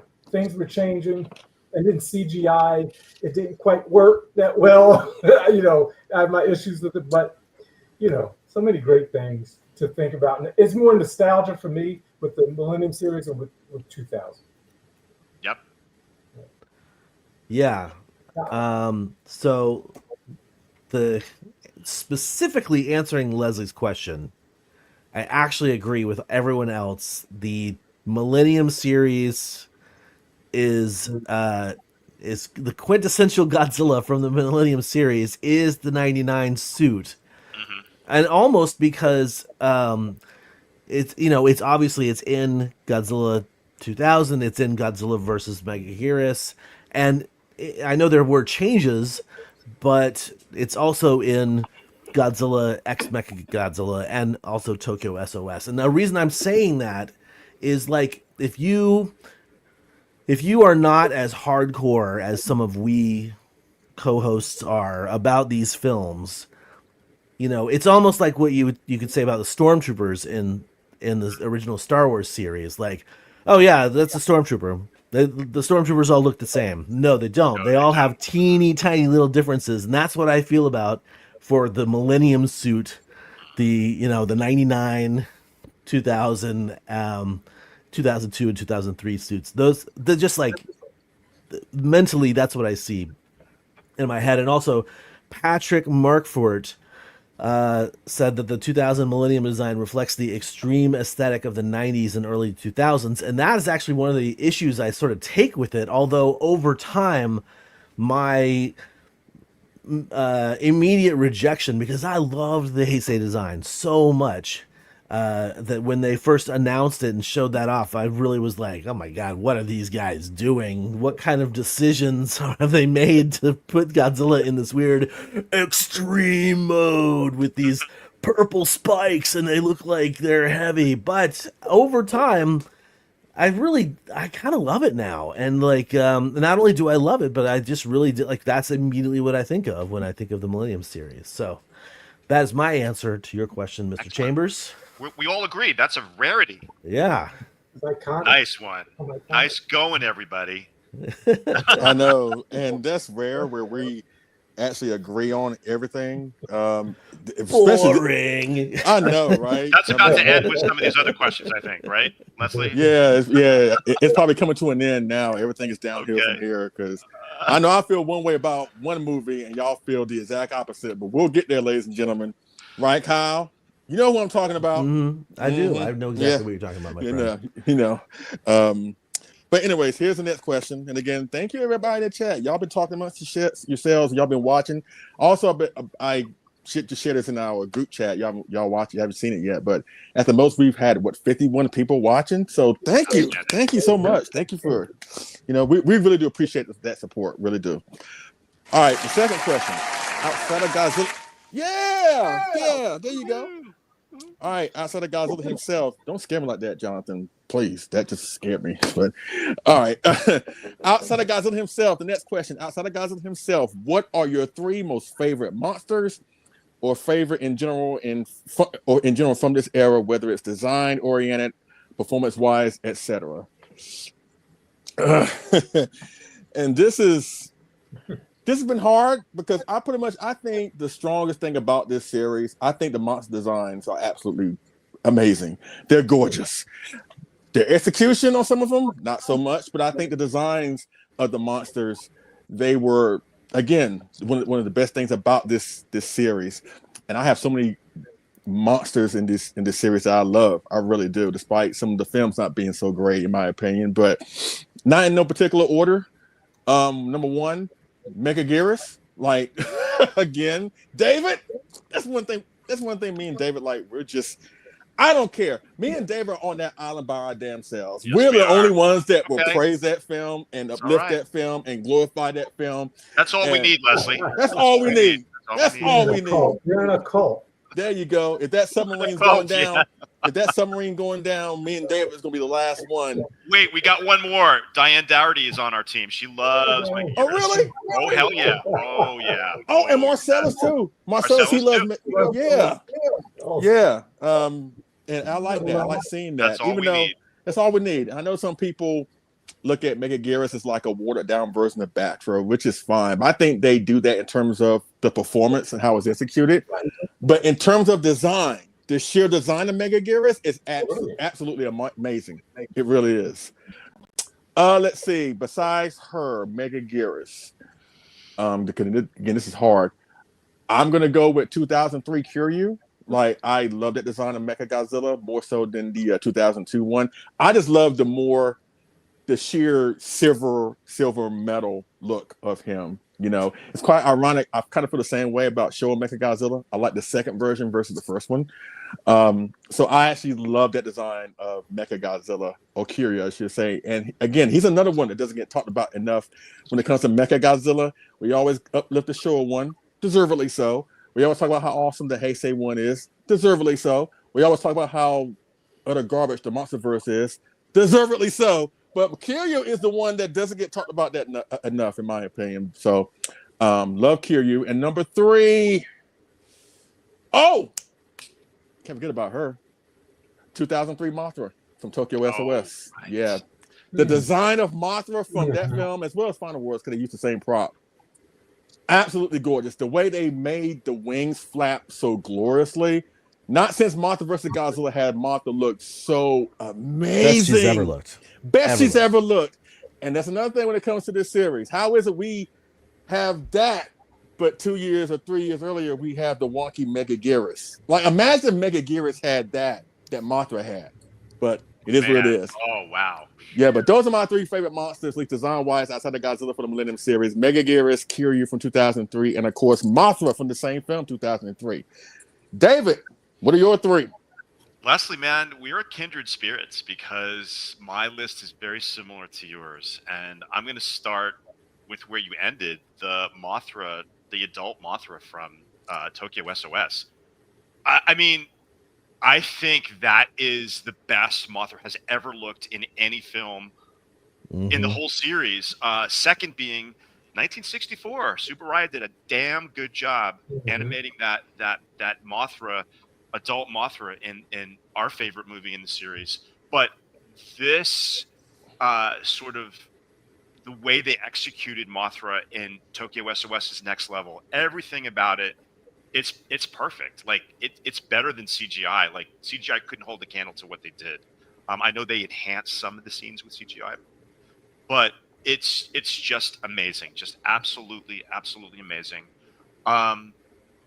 Now I'm gonna say Megaguirus, but I'm gonna talk about the larval stages of Megaguirus. Now, one of the things I love about the movie is there's elements of horror in there, like when the Megaguirus nymph or the insect, like the terrestrial insect form, comes out and kills that couple enjoying a beer in the alley. That's straight up horror, man. That is just really, really next level horror stuff.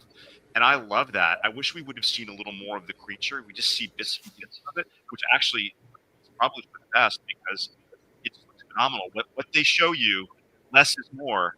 And, you know, maybe some of the, when they're on the side of the wall, they're metamorphized, they're in the process of metamorphosis from the nymph into the dragonfly. Maybe the CGI was a little clunky because it's early on, but when they end up on the island attacking Godzilla, it, the you can't really tell what's CGI and what's practical, and I love the way they did that. I think that's amazing, and again, props to them for making that scene so energetic and dynamic. I love that scene, and Megaguirus herself, the queen, I think she looks great, but again, I actually do think it's too close to the Batra design, and the execution. If they could do what you just said, Leslie, if they can do what they did with the Tokyo SOS Mothra, it would have elevated that last battle to something that would be epic because they just couldn't get it together. It just falls short for me.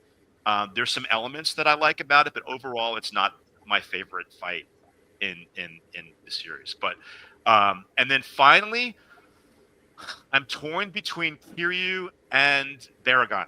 I love the GMK Baragon. I think Baragon is amazing. I love that you kind of really rooting for that monster, and some of the best special effects were Baragon, walking through the forest in Hakone. I think that's just excellent. And when he comes across the couple on the tramway in Hakone, it's great. It's just great. And everything about Baragon is fantastic.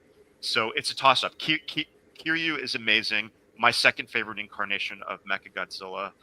But Baragon, again, I'm going to have to let Baragon edge Mechagodzilla out because we don't see Baragon enough. And I love the way that he was portrayed in that film as an absolute guardian of Earth, a sympathetic character. They even called him Red Godzilla for a little bit. I love that too. Anyway, no, it's again a very tough question, but those I'm going to have to go with those three. How about you, Alex? What do you think are your favorite designs? Actually, you have another fan in Megagears here. Like that's. Oh yes, yes. Excellent. Join the club, man. I actually was like, I thought it was a great movie overall, and I was kind of surprised later on as I'm going into the internet more and more that like it received so much hate because I like actually had the opposite opinion of it. I thought it was fun, but we've talked about issues. It's got its issues. Yeah, I agree. I know what you mean. I know it's some of the parts in the final battle are clunky and stuff here. Some of the scenes look awkward and stuff, but since we're also talking about performance and stuff there too, what I loved about Megagears was that Godzilla just couldn't go in straight in brute force like he usually does. Like he goes in there and gets clocked and actually has to. Megagears made him think outside the box, have to set up traps to essentially beat her, and that was I like that element. Not necessarily that Megagears could overpower Godzilla's, but she was so quick, she was so tricky. That's what I loved about her, and because a lot of you guys have already talked about the design. I wasn't sure if there would be many that brought up Megagears for favorite as designs. I also was a big fan of the 2003 Mothra as well. You guys have already kind of sang her praises as well. Just beautiful, very graceful. All the fur texture on her and stuff, really, really well done.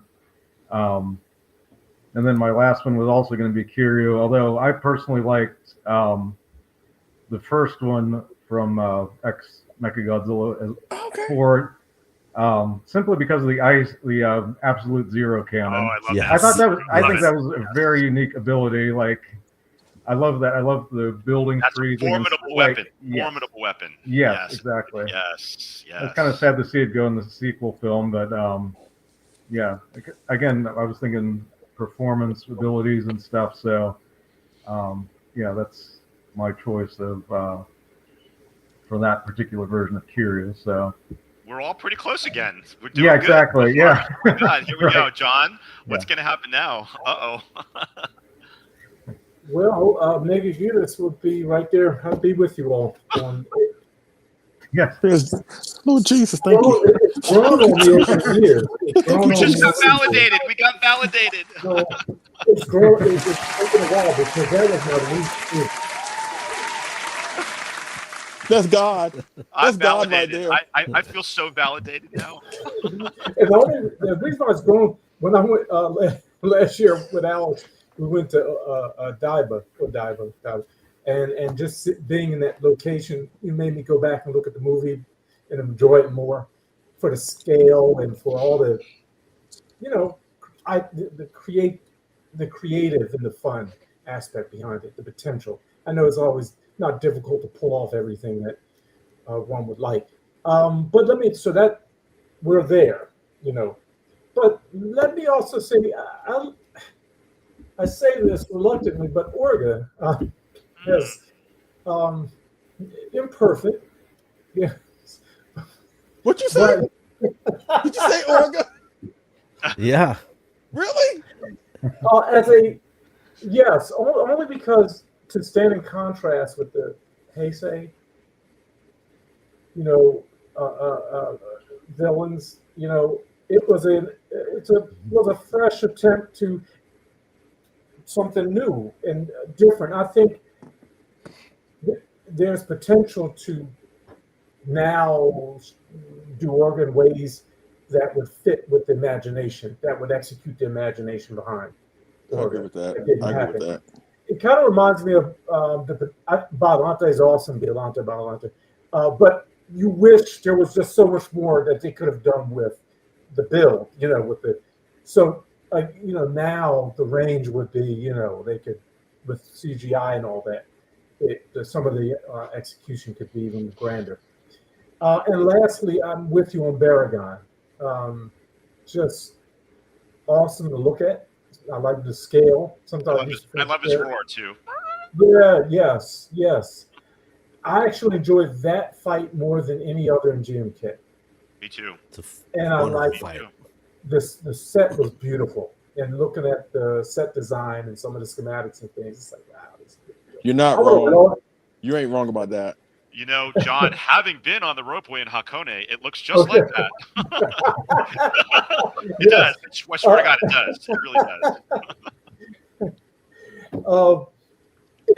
does. So they really did. I would love to have walked on that set. Just the expanse. It just seemed to be so expansive. All the sets were beautiful. All the sets were beautiful, but that one in particular just made Baragon shine.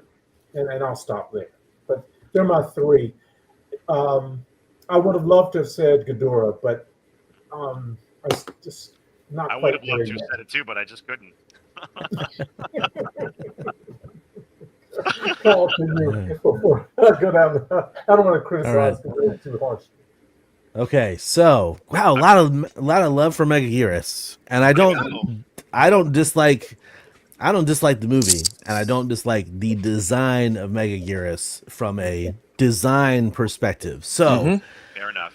I will say I also really love that Mothra from 2003. Like, oh my gosh, what an amazing iteration of Mothra. And to just touch real quickly on what John said, I think that Orga, while it's a great concept, didn't have the execution that it deserved. And what we deserve as Godzilla fans, I really do feel like we deserve more original creations in the Millennium series, but Toho, contrary to what I want, decided to go rest on their laurels and be like, okay, so this movie we're going to bring this one in, this one we're going to bring this one in. So really, there's only like three or four like brand new monster designs out of the how many we have. There's probably, if you include all the monsters in Final Wars and everything, we're probably looking at like 10, 15 monsters in total. Someone in the chat check me on that and tell me how many monsters in total 15, we got on that. 15 in my Final Wars. So okay, so my favorites. Let's actually start with Final Wars. Okay, Final Wars had so many designers coming in and hired to put stuff together for this movie. Really difficult for me to pick one out of them all, but my favorite of them all in Final Wars is the Manda design. Manda looks phenomenal. Yeah. It is criminal that they destroyed that monster so quickly in the cold open to that movie. But wow. What an impressive version of that specific kaiju. And I love it so much. So that, I will say, is probably one of the top three. And again, it is difficult to make these choices. Number two for top three, actually, I really love the 2002 Kiryu design. It is so good. And when I think of Kiryu Mechagodzilla, I think of how the original was the bad guy, and it looked like something that belonged in the Showa era. The 90s version is a huge washed for me. It's not that impressive. It was kind of cool in 93 when it came out, but over time it really hasn't sunk its teeth in. It's so smooth and so bleh. But when they showed off Kiryu, I was like, oh damn, they've got anime influences in this. They've got real life influences in this. They put so much work into the design of Kiryu. It doesn't surprise me that they used it essentially for 2 movies in a row, because it's so strong. And even when you look at what just came out for the ride in Saitama, that looks so much like Kiryu Mechagodzilla, just from a standpoint of the mechanics of it and how it's sort of all put together. I was watching these movies again. I watched the entire Millennium series over the past 48 hours, and they really just nailed the design of Kiryu Mechagodzilla. There's I don't see any flaws in the design concept for Kiryu. Anyway, there you go. So those are my top 2, and I'm going to cheat for my third, because you're going to be surprised that I don't choose something from GMK, but the Varan design, yes, sir, from what could have been is so good. It is so good. So is that model. So that is absolutely my number 1 design from the Millennium Can't argue series. with that. I forgot about it was that. designed. I forgot about that. Now Kyle, Yes, John. I'm surprised that you didn't mention Gigan, because I got to say, I think everybody within the sound of my voice knows how I feel about that film as a whole, but I love the Gigan design. I think it's fantastic. The Gigan, it's great. It's beautiful. The Kaiser design, not execution, is great as well. And both of those are 2 different artists that I really love. Yasushi Nirasawa created the Gigan design. I do love it. It comes in probably at number 4. And then the Kaiser Ghidorah design was created by Katsuya Terada, who's a comic book artist in Japan. And for me, it's just difficult because I'm a designer artist guy myself, and so I look up to these people, and so those are and even Megaguirus, right? The design of Megaguirus, phenomenal design. And there's all sorts of things like that in the Millennium series. I feel like we were blessed with the Millennium series, even though there are parts of me that wish we had more original kaiju. They really nailed it on some of the rebooted versions of these monsters. And so that's where I'm going to end my top 3. And John, you had a question for me, I think. Sorry, John. Yeah, and I thought Monster X was interesting too. concept. But I wanted to ask you, how would you have felt if Godzilla obliterated Orion? I mean, I would have felt fine with it, but really, I think that for me, I'm kind of like, I watched GMK today. I watched it yesterday, technically speaking, and as I watch it, I'm like, I don't like the idea that it's the god of earth and the god of the sea and the god of the air. Like, I don't think that that's the way that they should have gone with the monster. The guardian monsters just should have been the guardian monsters. Like, forget about the god of X, Y, and Z. So I'm watching the movie and I'm like, well, clearly they were going to have Mothra in the lake be Varan, right? So like all of that aspect of GMK, like I love that. I would have been totally fine seeing Godzilla obliterate Varan. I love Baragon too, but like, what a fight! That Baragon fight is so good. Yeah. And even in the fight with King Ghidorah and Mothra, or maybe I should say King Bleedera, I think that GMK. Thank you, Leslie. I think GMK has good points, but also has bad points as well. So I think that overall, I'm open to all sorts of cool stuff in these movies. And boy, oh boy, I really do feel like we got, again, so blessed with the Millennium series and what happened in the Millennium series. Even though some people, Robert Dwyer, are like, well, snooze fest. I completely disagree. And there are, we're not talking about the movies right now. We're talking about the design. So I'm going to shut up. Leslie. All right, we lost Alex. Where did Alex go? Where did Alex go? Yeah, he dropped a few moments ago. I'll reach out. Well, hopefully, go ahead. Oh, here he is. He's back. He's back. Okay. Here's the third question. And this is the part where I feel like it's going to be so diverse.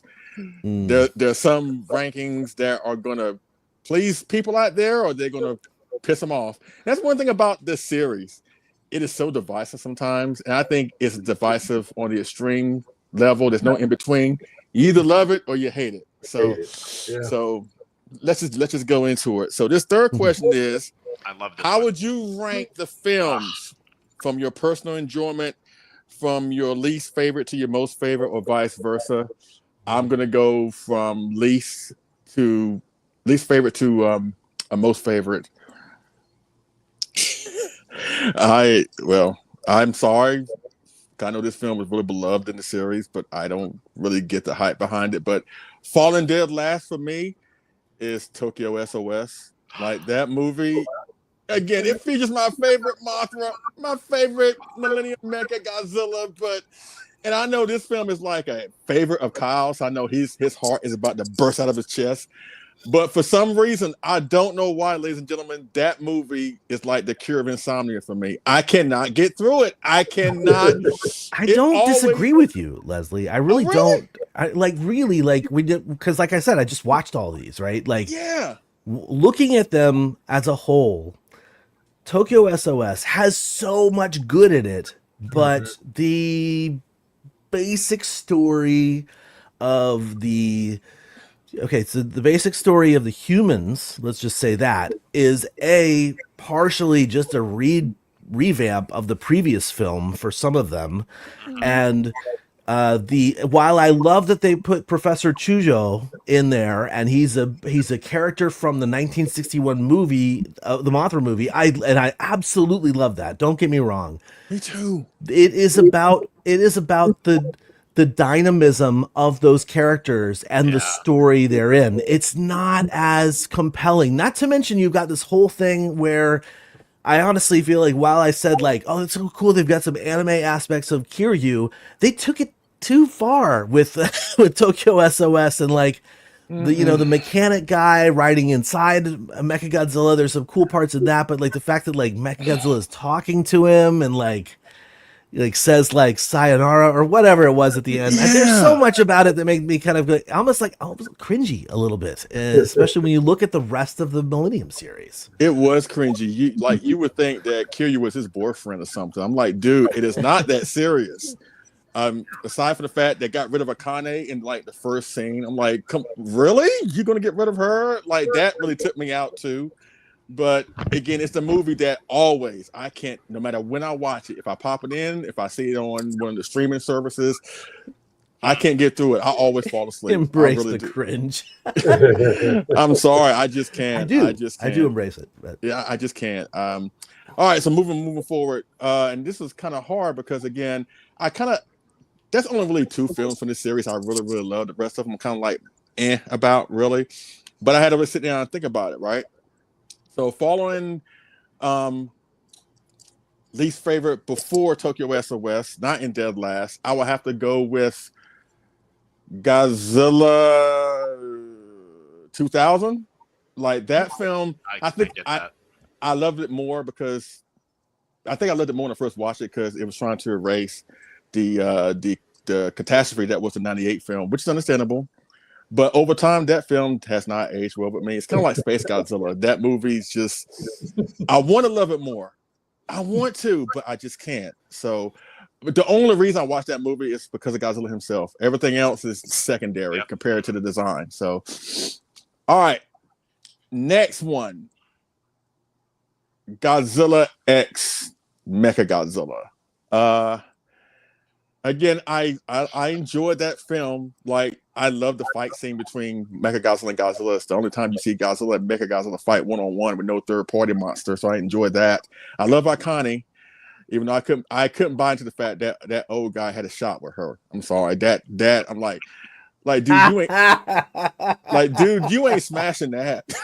Talk about cringe. Oh my God. Nothing actually happened, Leslie. So I don't think it ever happened. So I mean, she agreed to go to dinner and like she fully committed to the idea. She went home.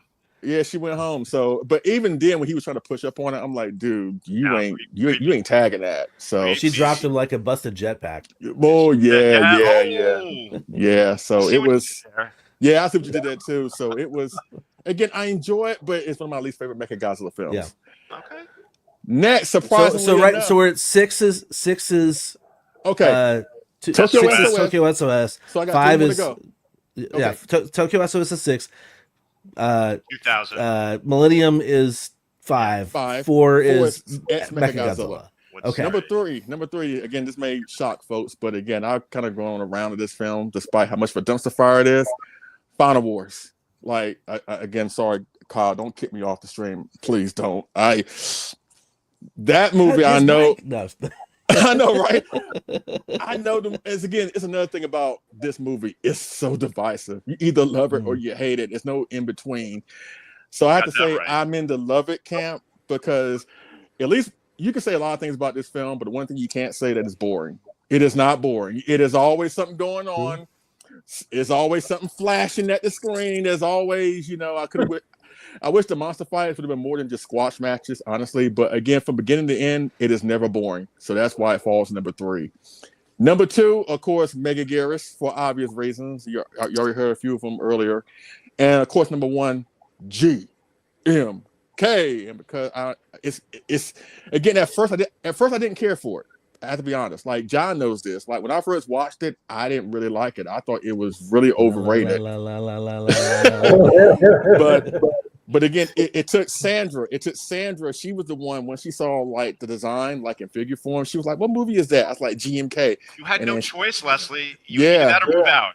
Yeah, and she's like, "Let's watch it." So I'm like, "Okay." So she watched it, and the rest is history. But seeing her enthusiasm for the film made me take another look at it. Sometimes that's all you need. Sometimes you need to look at it from another person's perspective. And I was a fool thinking it's overrated. Also, is it perfect? No. But it is the absolute best from this series. Absolutely. And in my opinion, it does the best job of honoring the 54, but being its own standalone thing that doesn't require anything behind it. So, but that's my ranking. 2003, 2000, 2002. Final Wars, Mega Garrus, GMK. David, what about you? Okay, I'm going to go the opposite direction. I'm going to go with the best to the last because I don't want to waste too much energy on the end of the So let me just start by saying the Millennium series is definitely overlooked. I think a lot of people need to go back, like what Kyle did, what I did, what Leslie did. I think John too. We went back and revisited every single film. Well, almost every single film for me. And I think that the thing that the Millennium series suffers from is each film has really high highs and really low lows, right? Some have more lows than others, but I can't say that anyone is absolutely perfect. They all have things that I wish were, you know, would not have been the way they turned out if that really wasn't what I wanted to say. But anyway, so let's just get on with my list. So number one, I have to go with GMK. I love the Godzilla design. I love the story. I love that they include Japanese mythology into it. Anytime that happens, I'm sold. You know, I love that it takes place all over Japan. I love that um, there's a a mystical feeling to it. I think there Leans was into the fantasy a little bit leans more than into the the other fantasy. films. Yep. I love that they had respect for these monsters that have been established in the series. Um, I love what Godzilla represents. Godzilla represents the ghosts and the spirits, the angry spirits of those who have perished in World War II. And and I read a quote from the director, and he said that it wasn't just Japanese; it was everybody, even the Americans who died in that senseless, horrible war. All of that anger and angst was represented in Godzilla. And the fact that Godzilla is attacking his homeland of Japan is because Japan was beginning to forget. They're beginning to like erase the history. And Godzilla is there to say, no, man, this is not going to happen. So I love the mythos that is attached to GMK. Reach. Yep. Thank you. Is it perfect? No. Are some things better than others? Is the first half stronger than the second half? Absolutely. But definitely my favorite in the Millennium series, number one. Number two, no surprise, Godzilla versus Megaguirus, a very underrated, underappreciated film. Is it perfect? Hell no. There's a lot of issues with that movie, especially in the second half of the film. The first half, I think, is fantastic. I don't think there's a better opening in any Godzilla film is that scene in Osaka where he's rampaging through Osaka, and it sets up the whole like premise of the story. Sujimori is out for revenge, strong female character, and I just love the fact that the cast is great, especially the main leads. I love Masaki that. Tezuka's opens to his 3 films Brilliant. are every single one of them is so good, especially his first 2. Megaguirus, absolutely so good. It is like really close to being perfect. It's got it. We talked about this briefly. The battle with the Queen Megaguirus at the end is very clunky. Some of the treatment isn't what the monsters deserve. There's a little bit of a lull in the middle, but the first half of the film I think is phenomenal, and I think everybody who's watching should go and revisit it again and see what you think, especially if you haven't watched it in a long time. Watch it with fresh perspective. Yes, and the score too. Yes, Matthew, the score. Yep. I think that fully agree. The score is what elevates this film so much, and what was lacking in Godzilla 2000, and I'll get to that later. All right, so that's number 2.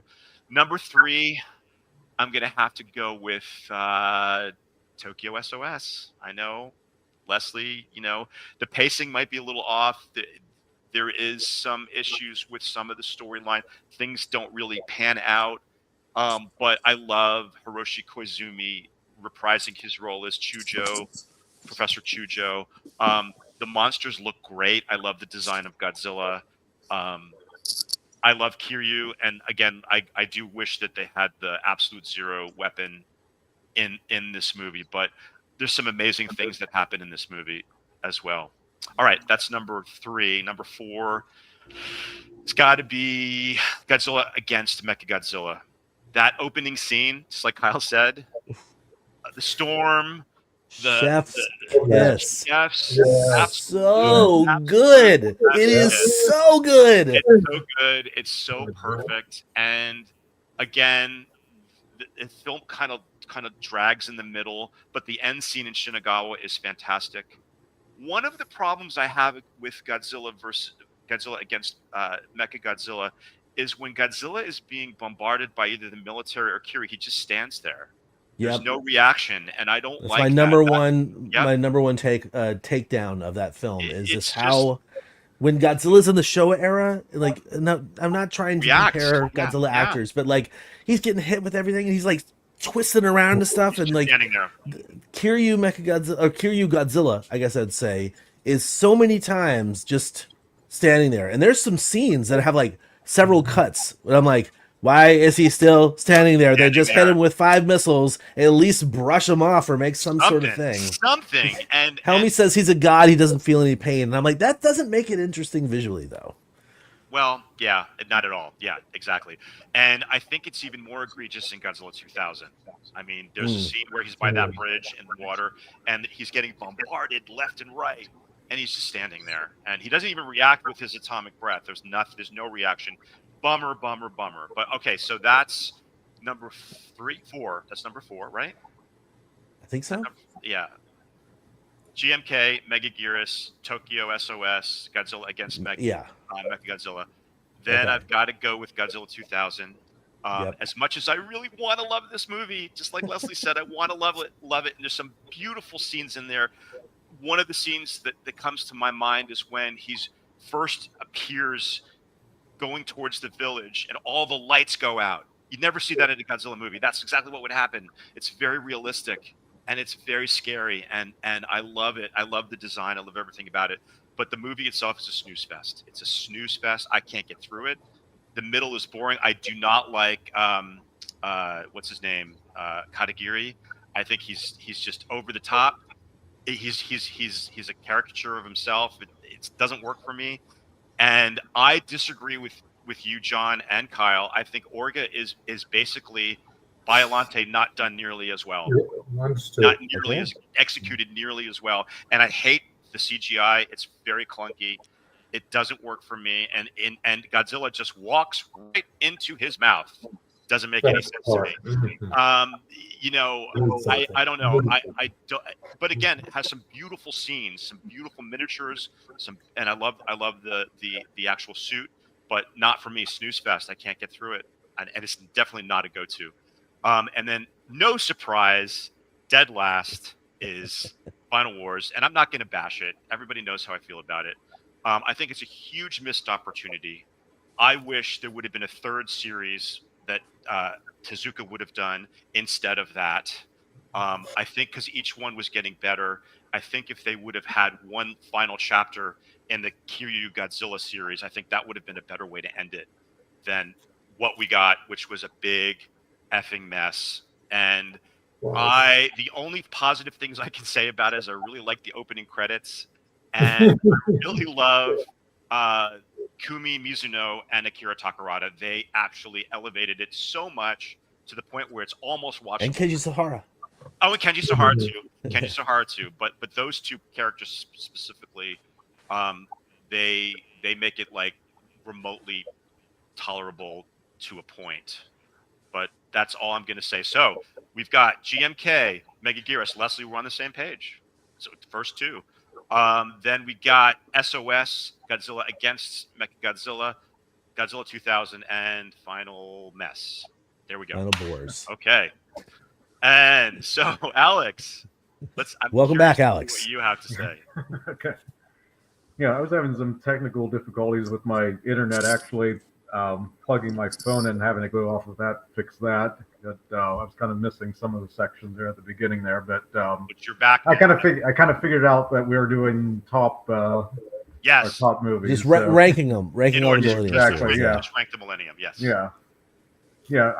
I can almost put these in sections here, but it's like my top. It's because it's cool. The Millennium series gave us so much variety and stuff. So it's almost like, what are you in the mood for that particular day if I'm going to throw on a film? But so it's like GMK and Tokyo SOS are like my top two. I could almost interchange them here and there. GMK is fantastic.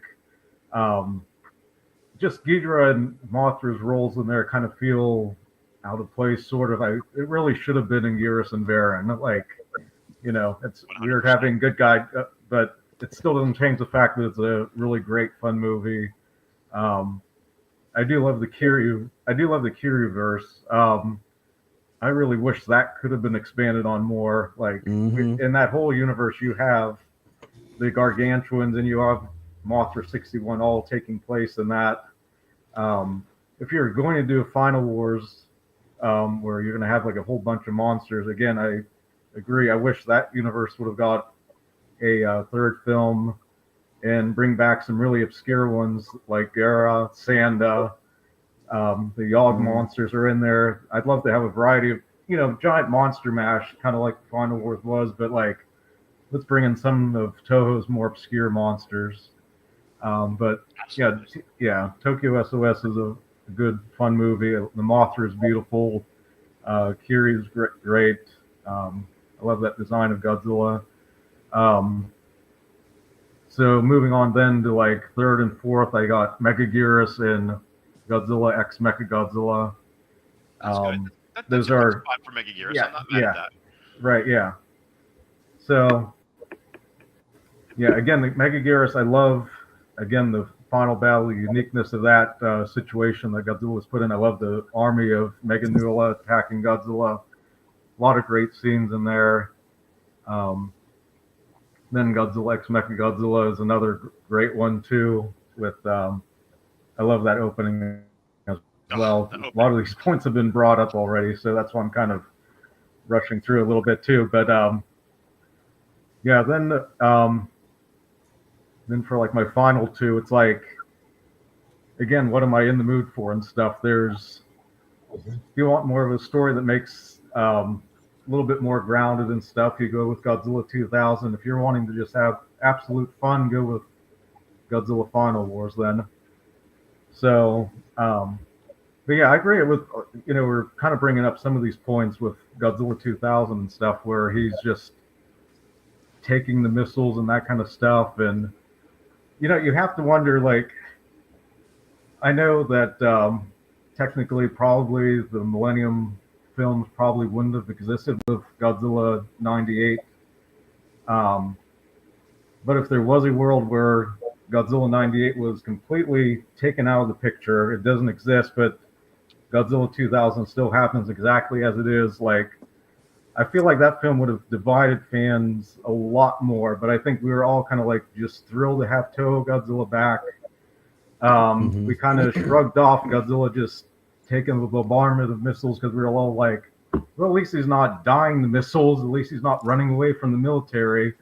Right. But it's like, yeah, if that film had come out though without the horrific movie beforehand, I feel like 2000 would have had a lot more of a split. Would have had some people liking embracing the new design, and then technically 2000 would have been the most radical departure from Godzilla if 98 didn't exist too. So, not to mention all the green screen shots that were kind of iffy and stuff. I feel like it would have got hit a lot harder if. But I think the 98 effect had a great impact on keeping that series going and stuff after 2000. Excellent point. Yeah. But yeah, Final Wars, again, there's a lot of great suits in there. It's a fun movie, but just, yeah, you just watch it and you constantly think to yourself, this could have had more, there's so much more potential there. It's an opportunity. More in, if you get to if 2014 drives you nuts with all the cutaways, like so many of those battles are just cut short. You're getting excited about Godzilla versus Gigan, and his head just gets blown off, and it's like, we're done. Like, I would have loved to have had a more dynamic battle with those two, with so many of the other monsters. Ghidorah gets like 2 seconds of screen time and then gets blown out. Like, But I agree, it's nothing but action. It's action. If you want something fun, though, I will give it props for fun, but it still lasts, right? yeah, Okay. yeah, probably, yeah, yeah, Just checking. yeah, yeah. All right. So, Mr. John Ruffin, time for your rankings, my friend. Curious about I'm this going one. to be quick, simple. And let me preface, I'm going to say some harsh things just for a brief moment. Uh-oh. None of them would be go-to movies for me, unfortunately. None of them? No, David, growing up, we recorded the Godzilla movies. Yes, we did. I literally have stripped the audio from all the Godzilla movies but the Millennium era films, and I keep them on my iPad and listen to them at night. I judge Godzilla movies by their audio in a lot of ways. So my rankings are based on just what would interest me the most but is all relative. And GMK stands out at the top, but I'll start from the bottom. Final Wars, man, I'm going to be honest with you, Millennium series is what put me into a 10-year hiatus with Godzilla Collector. Whoa. That made it easy. It was, and so Final War. That's harsh.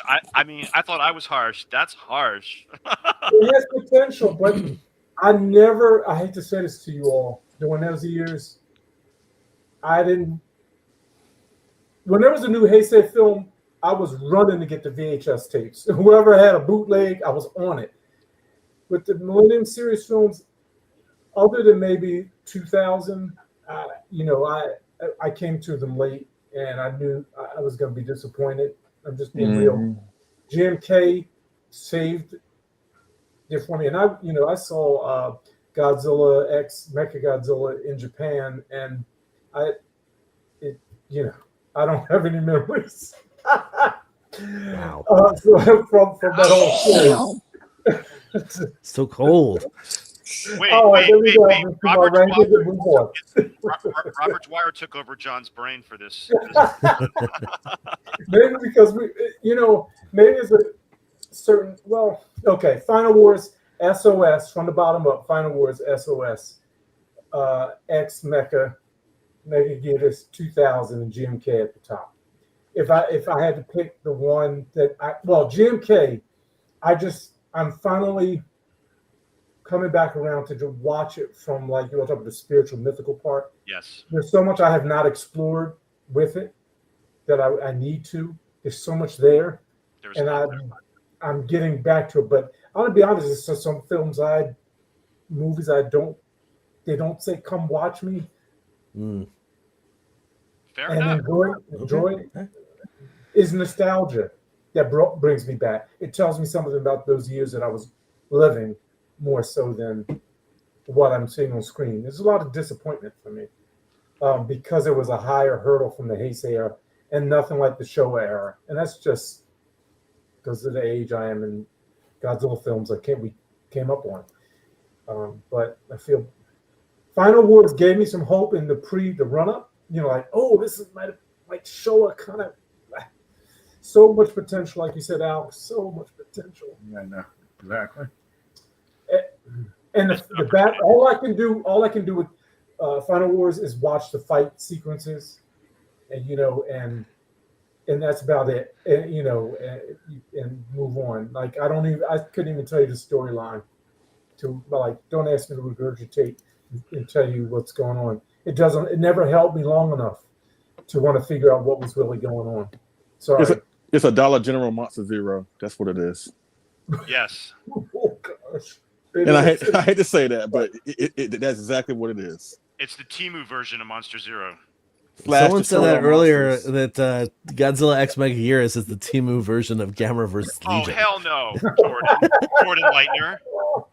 I wouldn't go that far. No, I wouldn't go that far either. But I mean, I definitely agreed with him when it came out with the announcement. I was like, when they announced Godzilla X Megaguirus, I was like, isn't that just what we saw in Gamera vs. Legion? But yeah, you're right. But while Jonathan just did his Jesus Christ truck thing, I have to say he's the music guy, I have to talk just a teeny second about the music. I think that aside from Michiro Oshima's score in Megaguirus and against Mechagodzilla and Tokyo SOS, the rest of the score is forgettable. There's nothing that I would ever want to buy. I wouldn't want to listen to it again.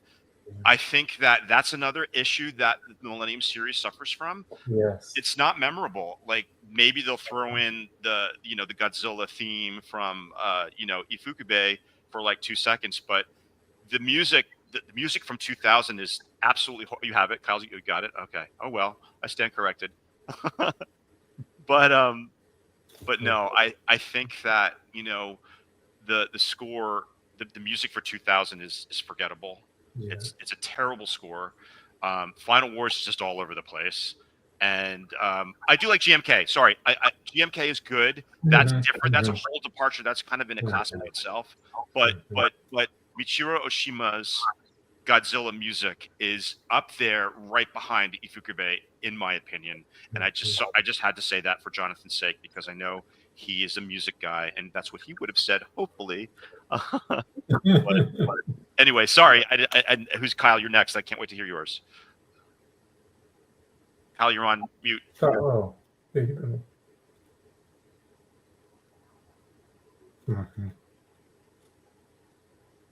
Be right back.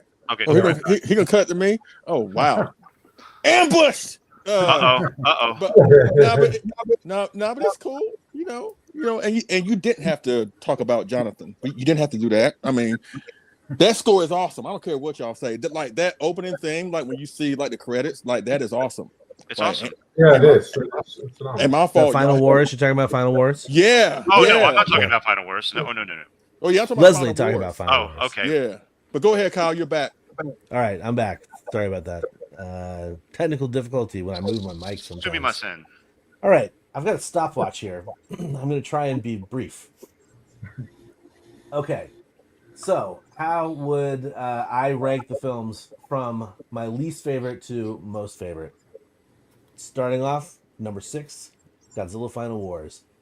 Absolutely, without a doubt, I have too much wrapped into my experience going to see that in the theater, and how disappointed I was with it. I can go into it much more detail, but I really feel like Godzilla Final Wars is the bottom of the barrel. I'm sorry to anybody who loves it. It doesn't mean that you can't love it. There's a lot of good things in it, but man, what an absolute train wreck of a film for my enjoyment. Coming in at number 5, Godzilla 2000, aka Godzilla Millennium. Ooh, I just feel like it's kind of boring. And there are things when I watched it yesterday or the day before yesterday, there are things about it that I'm like, okay, I like this angle here. I like this angle here. I like what they were trying to do. And there's you're going to hear this about a lot of the Millennium series.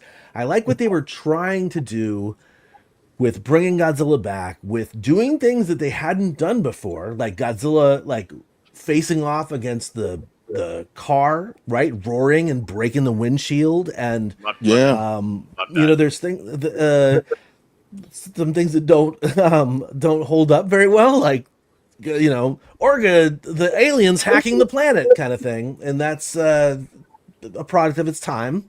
Yes, but indeed.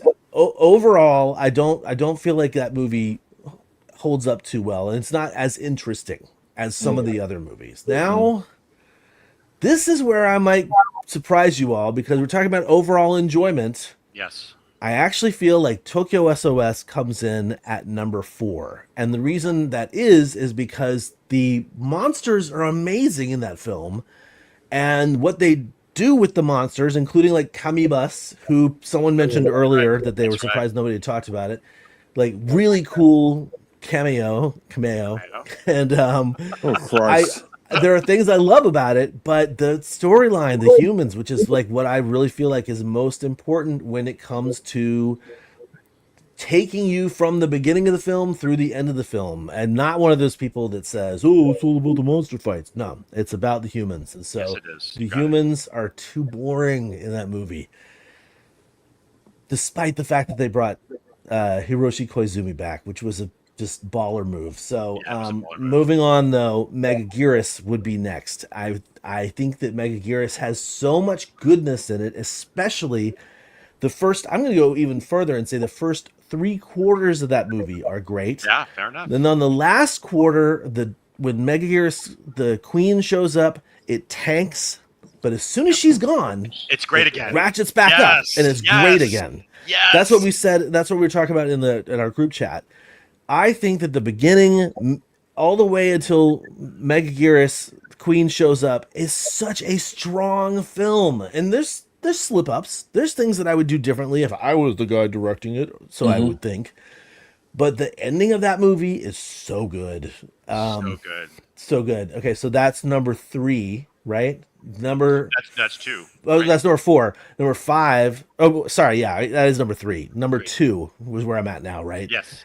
Number 2 would be Godzilla X Mechagodzilla. As I watched this yesterday, I was so surprised at how much I felt connected with the characters, with the plot of the humans, from the beginning of the movie with that insanely awesome intro, all the way until the end of it with that crazy frozen tornado thing that comes out of the water, and Godzilla busts out of it, and like basically is like, I've had it with these people, and like leaves. Like, to me, that, and even the like Kiryu turning against the humans, that is such a cool concept. And like that. So yeah, that's number 2 for me. But I really want to say it is really, really close enjoyment wise to number 1, which is clearly GMK. I'm not even going to go on and on about GMK. You guys know how much I love it.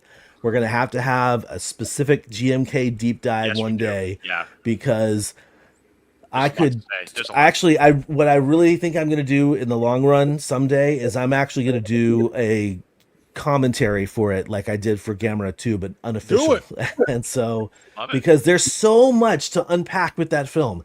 So much, even tiny little things like, oh, this is like a little thing that they do here in Japan that people might not understand, blah, blah, blah. You know, that kind of stuff is what GMK, I'm so enamored with it. And yes, there are parts about it that are a little lackluster, don't hold up as well. But for the most part, I've got the best connection to the human characters. So there's my ranking. I love it. Final Wars, Millennium, Tokyo SOS, Mechaguirus, Mechagodzilla, and GMK. We're all kind of close, and because Kyle, what you just said about Godzilla X Mechagodzilla, I'm going to switch my ranking. I'm going to put it right above Tokyo SOS. Of course you would. Absolutely right. Of course you would. What? No. It's Mothra. Mothra's beauty sort of clouded my vision a little bit. She's so wonderful in that movie. She elevates the film. But that whole battle in Shinagawa at the end too, like when Godzilla's coming through with the hospital. Oh my god, so good. So yes, it's so good. I'm switching those around, and sorry, go ahead. I just had to say that. All right, Leslie. Let's go to the next question. Yeah, actually, you know what? I got 2 more questions, but since we kind of like answered one of them, I'm just gonna answer just one, make it a final one, then we can go into the giveaway collector's moment because we're at 2.5 hours now. Wait, our still great, too. Great, yeah, the collectibles too. Yeah, and go fast. Great discussion, but. Last question. Loving it. Yeah. Last question. As time goes on, has this era of Godzilla films aged well with you, or have they gotten worse over time? Ooh. I think torn is the best way for me to answer this question, but I don't like doing in between answers like that. So I'm gonna go and just say. No, you hate when we do it. Yeah, I hate it. I hate it when you do. I hate it when y'all do it. So I try not to do it. I would say, for me. I would say yes, it has aged well with me. Again, not everything about the films are perfect, but I do feel like over time, each film had a certain purpose that I think did really well. Like the 2000 film had a purpose of damage control. It did a good job of doing that back in the day. Megaguirus did a good job of establishing that each following film would have no connective tissue between all of them. That every film will be its own isolated incident or story. I like that.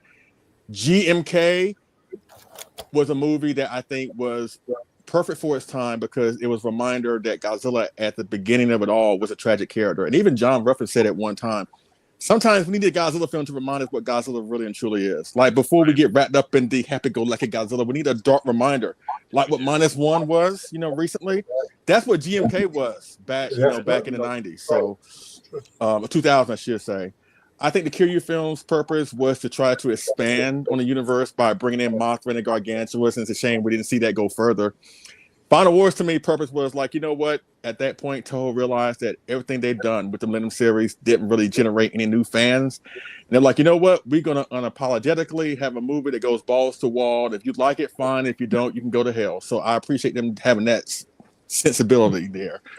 But over time, they have aged well with me because I appreciate what this series tried to do by having each film being its own thing.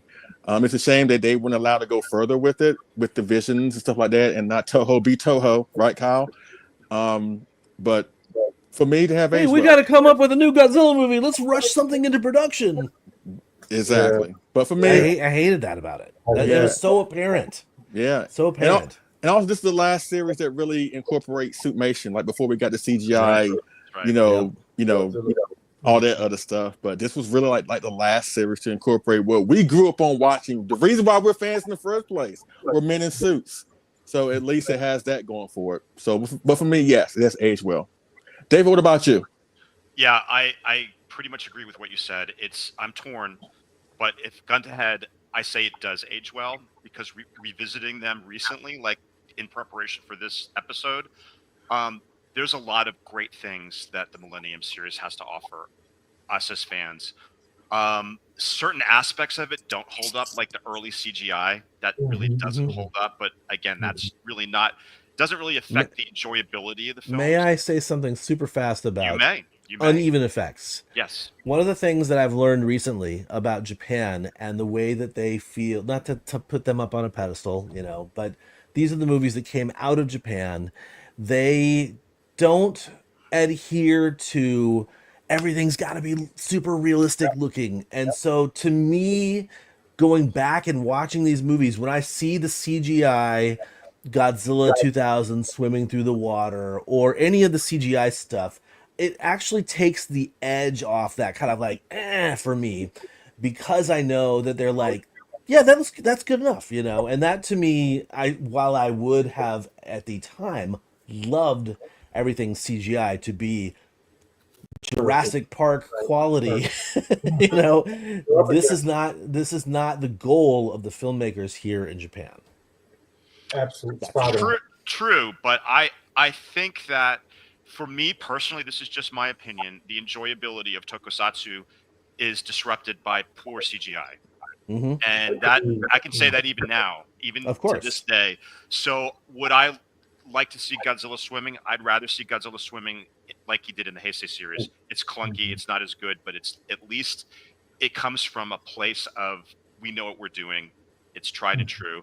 I appreciate them pushing the envelope and trying to do what is coming next, but like we've all, I think every one of us has said, they didn't achieve what they set out to do a lot of times in the Millennium, and that's one of the tragedies of the Millennium series. I love the fact, like Leslie said, that essentially each movie has a different origin of Godzilla. It ignores everything else except for the 54 film. The only two that really have any continuity are the two Kiryu series. Everything else is different. Even 2000 and Megaguirus completely have different Godzilla origins. They ignore everything else. And I like that too. And I think that's reinventing. I think that's fresh and does it always work? No, but I appreciate the attempt. But overall as a series, like GMK again, it's great. And I think I just love everything about that movie. I think we all put that as number one, if I'm not mistaken. Did we not? I think we all did. We all put that as number one. We all put Final Wars as number 5, right? I think at least we agree on the top and bottom part of it. But I just want to say two quick things about Megaguirus, because I know there's a lot of people in the chat are like, Megaguirus. I don't know what your fascination with it is. Two kind of cool things happened in Megaguirus that never happened before in a Godzilla film. or any film in the series. Number one, this is the first time a human being ever touched Godzilla. Not only touched Killer Godzilla, scene. but survived, and that is And a rode brilliant scene. Godzilla.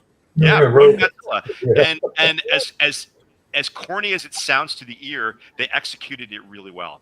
It's one of the greatest scenes. I love that scene. I love that character too. Me too. I love Sujimori. Sujimori, Sujimori she's is so an amazing character. Her relationship with the professor Yoshizawa, who is help me, Kai. What's the actress name? Yuriko Hoshi. Yuriko Hoshi, and Hajime Kudo, the inventor. I love him. I think he's adorable. I love his reluctance at first, and then he becomes the hero of it. And Sugira, the asshole, like bureaucrat who's lying to everybody, and he's the reason that Godzilla is coming. I love the Masato dynamic. Ebe. Yeah, I love the dynamic between those four main characters. And I think that's great. And one other thing that Godzilla versus Megaguirus does that we've never seen before is this is the first time we get an after credit scene, aka a stinger. We've never seen that before, and this is way before the monster, what do you call it? The Marvel did it. We got a stinger, man. We got a stinger of what's coming. There's a stinger in every single one of Tezuka's films. Yes, and I loved it, and I thought it was great.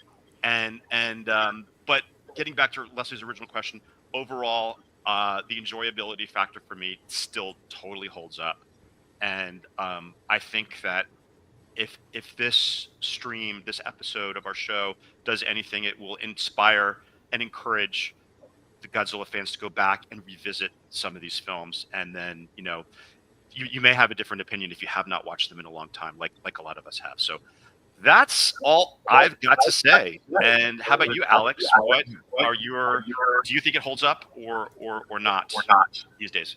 Yeah, it holds up for me. It's, as Leslie was kind of pointing out too, this is the last we've seen the Tokusatsu with the Godzilla series and stuff. So everything that's come after it, the MonsterVerse, it's CGI, it's very Americanized. I love stuff that Toho's been doing with Shin Godzilla and Godzilla -1, but also it's been CGI. It's also been 2 solo Godzilla films from Toho at least. So it's it's hard to compare them to that because I think of Tokusatsu as its own art style, its own form. That I can't really compare them to any of the new stuff that's come out recently. And again, as we've kind of echoed, this is kind of what we've grown up on and stuff. So I love the men in suits as well. So that's always been what Godzilla has been to me as well. I still enjoy the new films, but me personally, Godzilla originated with Tokusatsu, and that's Godzilla at its purest form for me. So Excellent. As much as I love -1, I did think that was an awesome film too, but it's just a new generation, new style going on here. So excellent. That's what I have to say on it. All right, Perfect. Ruffin. So I'll be quick. What makes a Godzilla movie lasting for me is the depth, how deep are its historical and cultural roots embedded in the film that make it worth a deep cerebral dive kind of. It's like it has to be something tied to Godzilla's origins. That's what GMK does for me and makes it lasting. Anything that's not going there, it doesn't last for me. It's not, and that's kind of how I decided for me if it's lasting. I agree with that 100%. Does it make me want to go and learn something new about Japan, Japanese culture, Japanese history? How does it tie to 54? Is it just entertainment for kids or, that doesn't last for me. Not as I age, I want to, the film would follow me how does it mature as I mature? In a sense. Excellent. Okay. I will also be very quick with this answer. waffling a little bit. I think that there are things that age well in these movies and things that don't age well in these movies. And unfortunately, while I was like full steam ahead, GMK is the best Godzilla movie ever made, it's perfect, blah blah blah. As time has gone on, I am seeing those flaws a little bit more. Doesn't stop me from loving it. Doesn't stop me from enjoying it. But that also could be said for every one of these movies. Every single Millennium series film has its pluses, has its minuses, and I'd say overall it hasn't deteriorated my enjoyment of them as time has gone by. I would say with a couple of little like fluctuations, I still feel the same about each one of these films as I did when I first watched it in the 1999 through 2000 era. Interesting. So interesting. There you go. I like it. Cool. Well, I want to say thank you to everybody, John, David, Alex, and Kyle, and everybody in the chat for engaging in this conversation about the Millennium series. Again, it just started by me just sharing a snippet of one of the actual movies, and it generated to a conversation, and it generated to an awesome show where we had over 50 some odd people watching the entire time. So again, thank you so much. We really do appreciate it. It's going to make us work harder to give y'all more interesting talking points and discussions, and we're going to do that for you. So really do appreciate it. I would say if people like this, which it seems like they're liking the discussion about the films and what we're talking about with the films, we definitely can do some more breakouts where we're talking about like different things. Like instead of saying like, oh, we're just talking about Godzilla, like let's talk about the Toho science fiction movies, from the 50s and 60s. And for Johnny, this is the shirt actually by Matt Frank and given to me by my good friend Leslie Chambers. Oh, I love this shirt. That's fierce. Also, it really ties into that whole like mythical Japan beasts thing, which I love. Yeah. Fair enough. So we got to show off. We got to show off some collectibles that these films spawn. Okay, we'll go fast. So let's do this real quick. So what we're gonna do, movie by movie.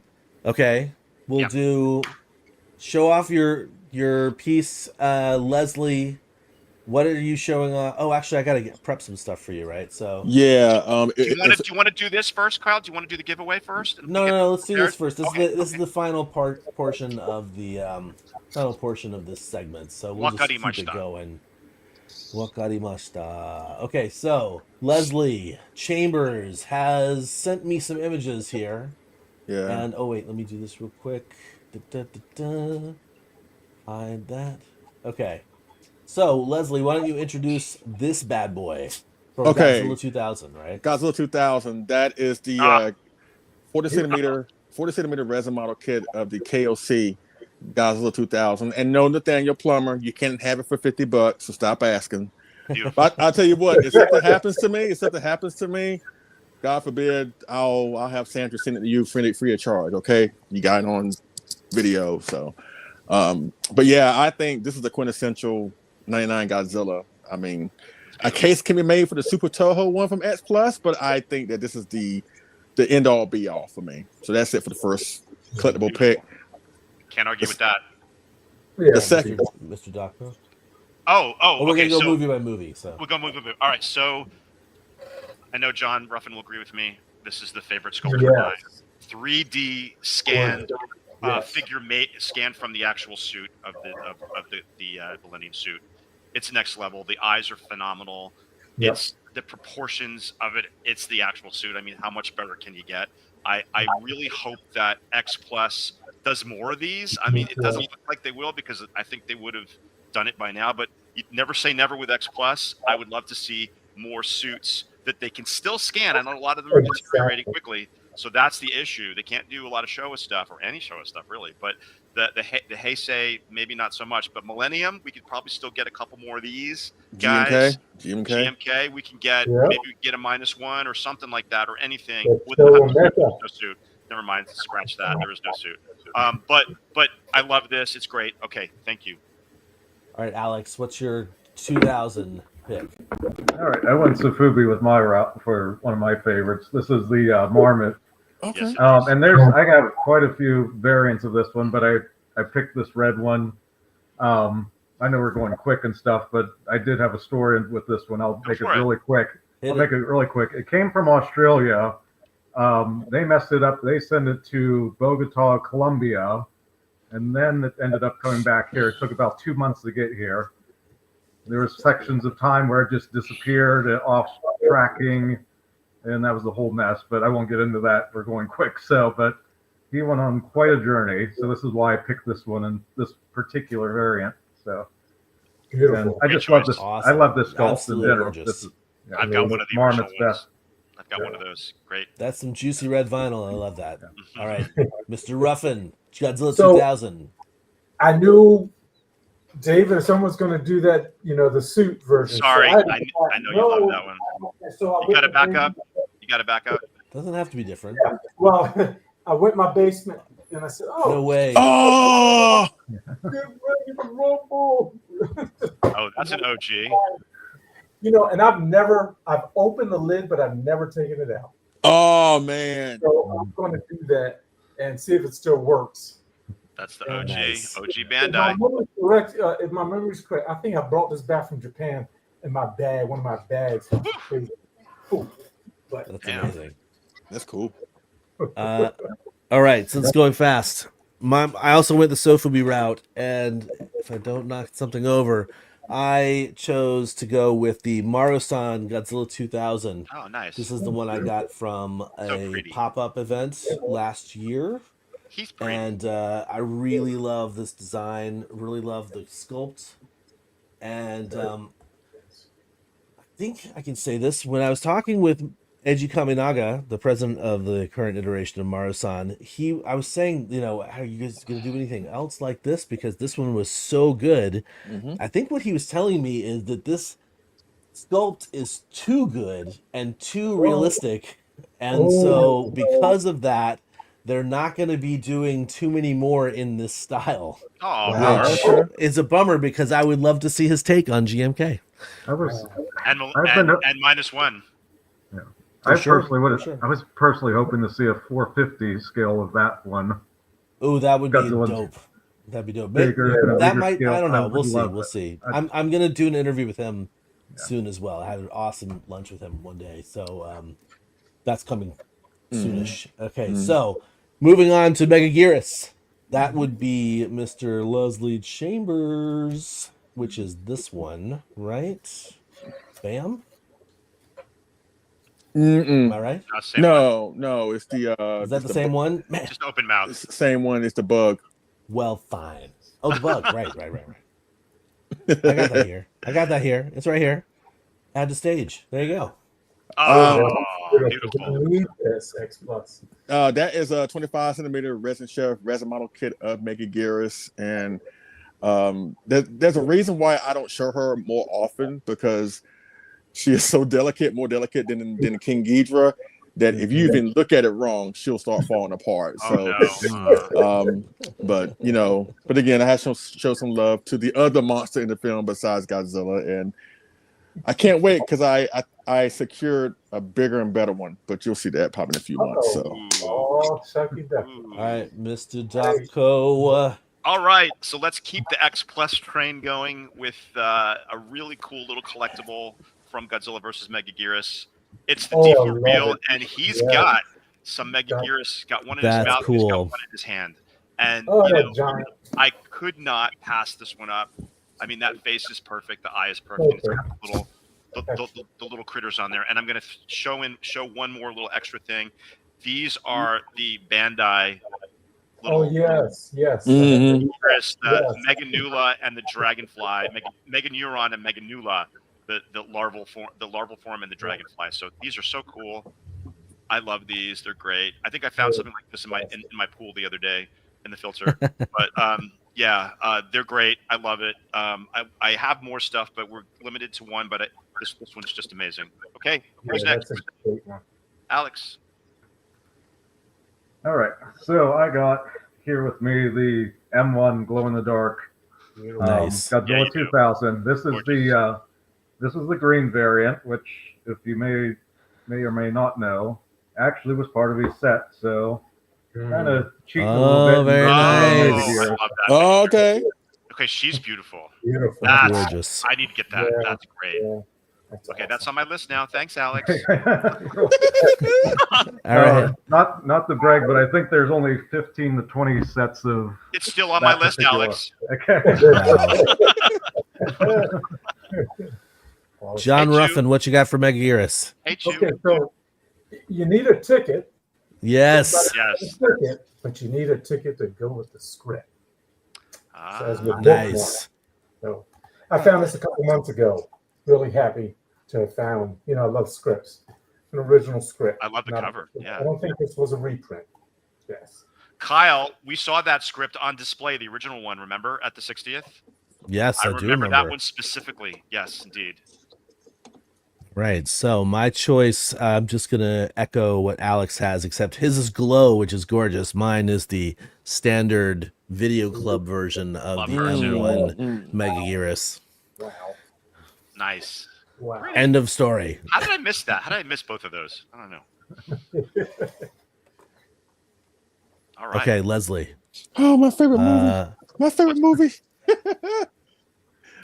There's no shortage of G&K figures in this household, ladies and gentlemen, between me and my beautiful, awesome wife. But I'm going to showcase one of hers. And that is the Black Heart Models bust of the GMK Godzilla. Beautiful. Enough said. Like, I ain't got to say nothing. Just look at it and just bask in his evil glory. It's awesome. That's it. Is that That's a a Greg good Betters look. production? No, Marcellus did Oh, that one. Marcellus, sorry. Yeah. Forgive me. No, Well, you're they're good. both- No, you're good. You're They're good. both awesome. You're good. All Mr. right. Dapko. All right, so everybody's not everybody, but people are choosing Godzilla. I'm going to choose even though I don't love the way he looks in the film. I love the way M1 did this figure. UG did an amazing job painting this figure. That's cool. It's really cool. It's nice and compact. I love him. He's great. And yeah, I had to have this Ghidorah because, as Leslie said, Ghidorah is my second favorite monster next to Godzilla. Yes, sir. All right, that's it. We're going fast here. Alex, what you got? Yeah. All right. I'm a huge fan of the M1 Godzilla 2001, but I also know Kyle is too, and I'm 99% sure he'll probably pull out an M1. So I decided to pull out the Ooh, Marmot. gorgeous Marmot piece. Oh, so good. Yeah, all So that glitter. good. Look at that glitter. Oh yeah, it's a lot better in person too. It's hard to capture glitter on film and camera sometimes, but it's certainly eye-catching in person. Nice. Ugh, that one's amazing. Okay, I have to ask Alex. Sorry, I'm not trying to jump ahead. Yeah. What would you have shown off of the M1 sculpt GMK if that had been what you had chosen? Yeah, Which probably colorway? one of the glow ones. I think I like the one that came with the Baragon, with the red Baragon glows. Nice, the bluish one. Cool. Yeah, bluish purples. Yeah, I like that. I've one. got him. Oh, you do? Okay. You do. He's great. All right. Sorry, John Ruffin, you're up with GMK. You're on with GMK. This is not the item, but I finally got the set. The complete Yay! Nice. And I owe you a poster, Leslie. I actually did one poster version with all four, but I've got a better one coming for you. You asked me a long time ago, many years ago. Oh, yeah. Okay. I have Thank one on my you. site that I did a few weeks ago, but that was a quickie. But the item I'm conjuring, I'm here Oh to yeah. property work. Okay, so you This is have good. Half that many pages. Yeah, you have to turn it to the right page. Yeah, right. Right now. You gotta put your finger in the book, right? God is still working on it. Here you go. Nice. You need it for the book collection. And, Yeah. and it's a great, prop replica. Excellent. That's why. Excellent. Okay. So I'm not going to showcase any of What? these beautiful M1 GMKs. I know, right? What It's a big shock. world coming to? Well, this is what the world's coming to. The Oh, Tig right. Toy Yeah. Okay. GMK, the purple Closed mouth one. variant, That's one I love. which I think was Yeah. the first one they released. I think And I think you guys know, like, even before Tig started working with Spiral, I was like creeping on his Instagram, and I was like, dude, I really love your stuff, man. So I'm very, very, very, very, very happy to have this in my collection, in addition to a couple of other, or at least one other Spiral GMK. But yeah, I got a lot of GMKs because I love that design so much. Moving on from GMK, the next movie in the chronology is Godzilla X Mechagodzilla. What do you got, Mr. Chambers? We're going X Plus with this route with the 30 centimeter. I believe it was a Wonderfest exclusive of Kiryu 2002 with the blue backpack. Great figure. Beauty. Again, I prefer 2003, but there's no denying that the blue one looks great too. That's it. Nice. Short and sweet. Okay. So I actually didn't get something from Tokyo SOS, but I do have something on the X Plus train. Now, this is a figure that was in the favorite sculptors line. It was from a mold that Sakai did as a model kit that I saw at John DeSantis' house years ago, and I wanted that kit. It was elusive. I could never find it. Remember, Kyle? Somebody said it's available, and we were in Japan. We were in Osaka, and the time difference was off, so I missed getting it, and then I never saw it again. But anyway, X Plus actually came through for me, and it came in the figure form. Oh. And I absolutely love this dynamic Sakai figure. I think it's fantastic. I love it's slightly stylized, but it has that sort of like cobra neck. And again, this design is sort of after GMK, they decided to go back and revisit the Millennium design, but they gave it a sort of Heisei nuances to it too. So it's kind of like a conglomeration of Heisei and Millennium together. And I really, really respond to this Godzilla. I think he's great. And I love the dorsal plates. They're slim, shortened a little bit. But I actually don't have anything handy. Maybe I can just run and find something. But yeah, this is my my choice for Godzilla X Mechagodzilla. Yes. Fantastic. Alex. All right. So for this one, it's going to be one of two parts. The second part's going to be for Tokyo SOS. But this was from Chibi Goju Toys from G-Fest. It was a lottery, but this is the first half of it because this is the 2002 Mechagodzilla. Yes. This is the blue, translucent blue. It has tinsel in it if you can see it on screen, but that's cool. This is curious. Yeah. And it came with Mentos. Oh yes, it did. Yeah, it did. right. Yeah. Right. It was in the cellophane with Mentos. Yeah, exactly. That's awesome. Yeah. So cute.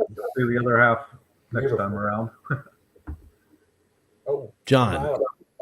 I finally did a Cura figure, but I tell you, from my trip, that was the second Godzilla movie I saw in Japan. So I always loved the art and CD. And what a score. Yes, I agree. Okay. So I actually don't have a lot of representation from the next two films in my collection, but instead of going with toys, I'm going to show off the Kodansha DVD set that came out that includes not just the movie itself, which is of course a DVD. I don't need to watch a DVD of it when I've got it on Blu-ray, but it has a whole bunch of like reproduced like program stuff, and then this whole packet of like posters and stuff like that. You can sort of see on the front of it. This is everything that comes in the box. Love it. Wait, right there. So there's like all those different poster images of the movie and programs, etc. Great stuff. Great stuff. Back to you, Leslie, for Tokyo SOS. And this was hard because I have a few things from this movie, and it's one of two awesome statues for Mondo. And I picked this one because I think Dave was going to pick the other one, so hopefully we'll see what happens here. But I chose the Godzilla versus Mothra Mondo's statue. Again, I wish Mondo would do more of these realistic statues, because between this one and the Mothra, like, they had something going with these realistic statues. Again, hopefully Mondo has not abandoned that concept, because I want to see at least more like that, you know. But the accessories that come with it, the different heads of Godzilla, the fact you have curio pieces embedded into the base. Of course, the Mothra twins look awesome. So that's why I chose this. Excellent. Great choice, man. Great choice. Thank you very much. David, make Keith proud, baby. Okay, so I was Leslie gonna do the Godzilla, but I just got up and took a picture of it. But I switched it up and I took a picture of another amazing statue by Mondo. And Kyle, I gave you the photograph. I just sent it, so if you have it there, that would be great. And of course, I'm talking about the deluxe version of the Mondo Mothra statue from Tokyo SOS. And yeah, I should be able to do that. This one comes with the egg and one of the larvae coming out of the egg. Actually, both larvae coming out of the egg. Yeah. And it's an amazing piece. It's beautiful. Up there it is. So, sorry about the picture. I just did that on the fly. But it is a spectacular piece. And this used to live in our living room when we lived in Seattle. I mean, they really nailed it. And the fact that, you know, it came packaged so well that there was nothing broken on it, because this is a resin piece, and I was a little bit concerned about the wings, even moving. I was concerned about it, but it fits so well into the packaging. A+ for Mondo for getting that to us all intact. And again, it's beautiful. And I do have the other one that Leslie had too, the Godzilla with the scar on his chest, battling the two Mothra larvas. And again, Mondo nailed those two statues. They're phenomenal. So yes, thank you. That's it for me. Alex, what you got? Show us that companion piece. Yep. That's there it is. Because Curio was from 2002. That was the 2002 design, but this is the 2003 Godzilla. Oh, it got the scar too. It has the scar. Yep. So yeah, that's why I split them up technically, because even though it was one set, they're from two different movies. So that's cool. That was going to be. Yeah, this is the. Alex, is it cool mint or blue raspberry? It's cool mint. That's what I want to know. Yeah, cool mint. Yeah. I like the blue raspberry better. Oh well. The Fresh Maker. The worst commercials on the planet. The Fresh Maker. Really. Great set, Alex. Congrats on that. That's a very limited set too. There's like 10, right? Yeah, 17 was the number. Oh, 17? Yeah, still very limited. That's under 20. Under 20 is pretty limited in my book. Yeah, exactly. Yeah. All right, Mr. Ruffin. Okay, so again, throw in your Tokyo SOS. Yeah, so again, a ticket to go with the script. Yay! Perfect. The scripts bring me back to the movies to appreciate them in ways that I missed. Sometimes the concepts on paper are better than what reached the celluloid. You ain't never lying. I can definitely get behind that. That's the truth. And when you study the script history and the development, you sometimes see what got left out, which could have been taken in another direction. And the studio involvement is a big factor in what you just said. Yeah. The artists and designers and writers have a vision, and studio says otherwise sometimes. Yeah. Speaking of, that segues perfectly into my selection. John's got the ticket. I've got the program. This is the program. The whole series of Millennium films each had a program book, and they're actually better quality than some of the other program books that came out in like the Heisei era. And each one also has a CD-ROM. That's right. I don't have a CD-ROM in my computer these days, but I do have all the files backed up on a drive. Mm-hmm. And basically, in addition to having like duplicates of some of the cool stuff they have in the book, they showcase a bunch of stuff, and there's like a whole like interactive menu that usually happens with this stuff. So that's what I got for Tokyo SOS. Mr. Chambers. Now this one, we might go through this one in record time, because I know this movie has been crucified this whole daggone night. Which is fine. It's all good. But I've been on a personal quest to try to capture as many monsters from the film as I can. Not every single one of them, because there are a few of them I don't really particularly care for. Like 75% of them I really enjoy. But I had to sit down and think about it. Which collectible from this film that I have that I enjoy the most? And I had them all in front of me earlier before I went to work. And it is, shockingly enough, it is actually Kaiser Ghidorah. It is Kaiser Ghidorah. It is the 30 centimeter Kaiser Ghidorah kit that I just got recently from Gallup. It goes, oh, wow, that's right. That's the second 30 centimeter Ghidorah kit I got this year. Yay for me. And it's shocking enough that one, I would make that one a priority to get. But again, since I was going after a lot of Godzilla Final Wars pieces in 30 centimeter scale, I had to have a 30 centimeter version of Kaiser Ghidorah. And again, I know the movie, it is what it is. But at least I'm glad to know at least Kyle appreciates Kaiser Ghidorah. Maybe not execution wise, but I know he appreciates it design wise. So that's a good thing. That's it for me. I like it. It's kind of like Dodongo-esque.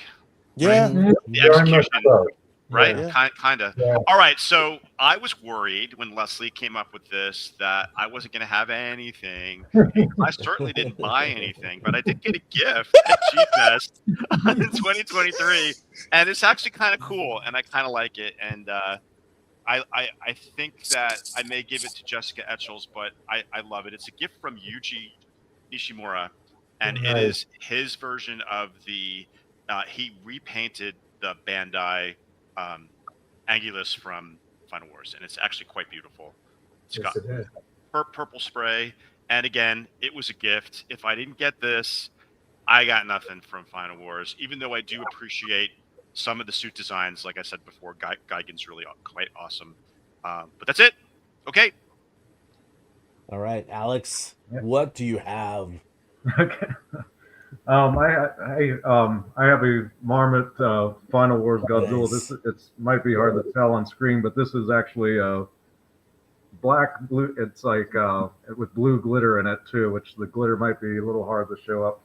Hopefully, if you're catching the right light too, you can see it is like translucent hands too, right? Yeah. That's quite beautiful, actually. Yeah. Is that the Depa H version? I don't believe so. I don't believe this was a Depa H. I think it might be. Okay. That's cool if it is, but yeah. Limited. Very cool. Yeah. You notice I have a trend. I like glitter and glow pieces a lot in my collection. I tend to kind of stick to those pieces a lot, because otherwise I'd be broke if I didn't try to keep some kind of theme with all. You gotta limit yourself sometimes. Yeah, exactly. Yeah. All right, Mr. Ruffin, we're closing in on the last few entries here. So I couldn't bring. I have the Yuji Sakai statue of Godzilla Final Wars. Oh, right, the X+1. Yes. Yeah, I have that. I had the privilege of doing a box art for that. But that's not. I was going to show. I forgot all about that. Another ticket, but every ticket is a good bookmark for a great book, which is just about. Oh yeah, I need that. Yeah, that's the completion set, right? The completion book.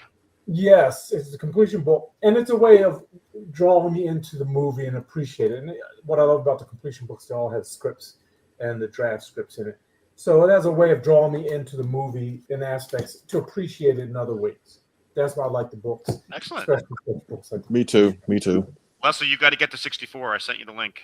Yeah, I'm gonna get that. I will. Okay. I'm gonna get that. All right.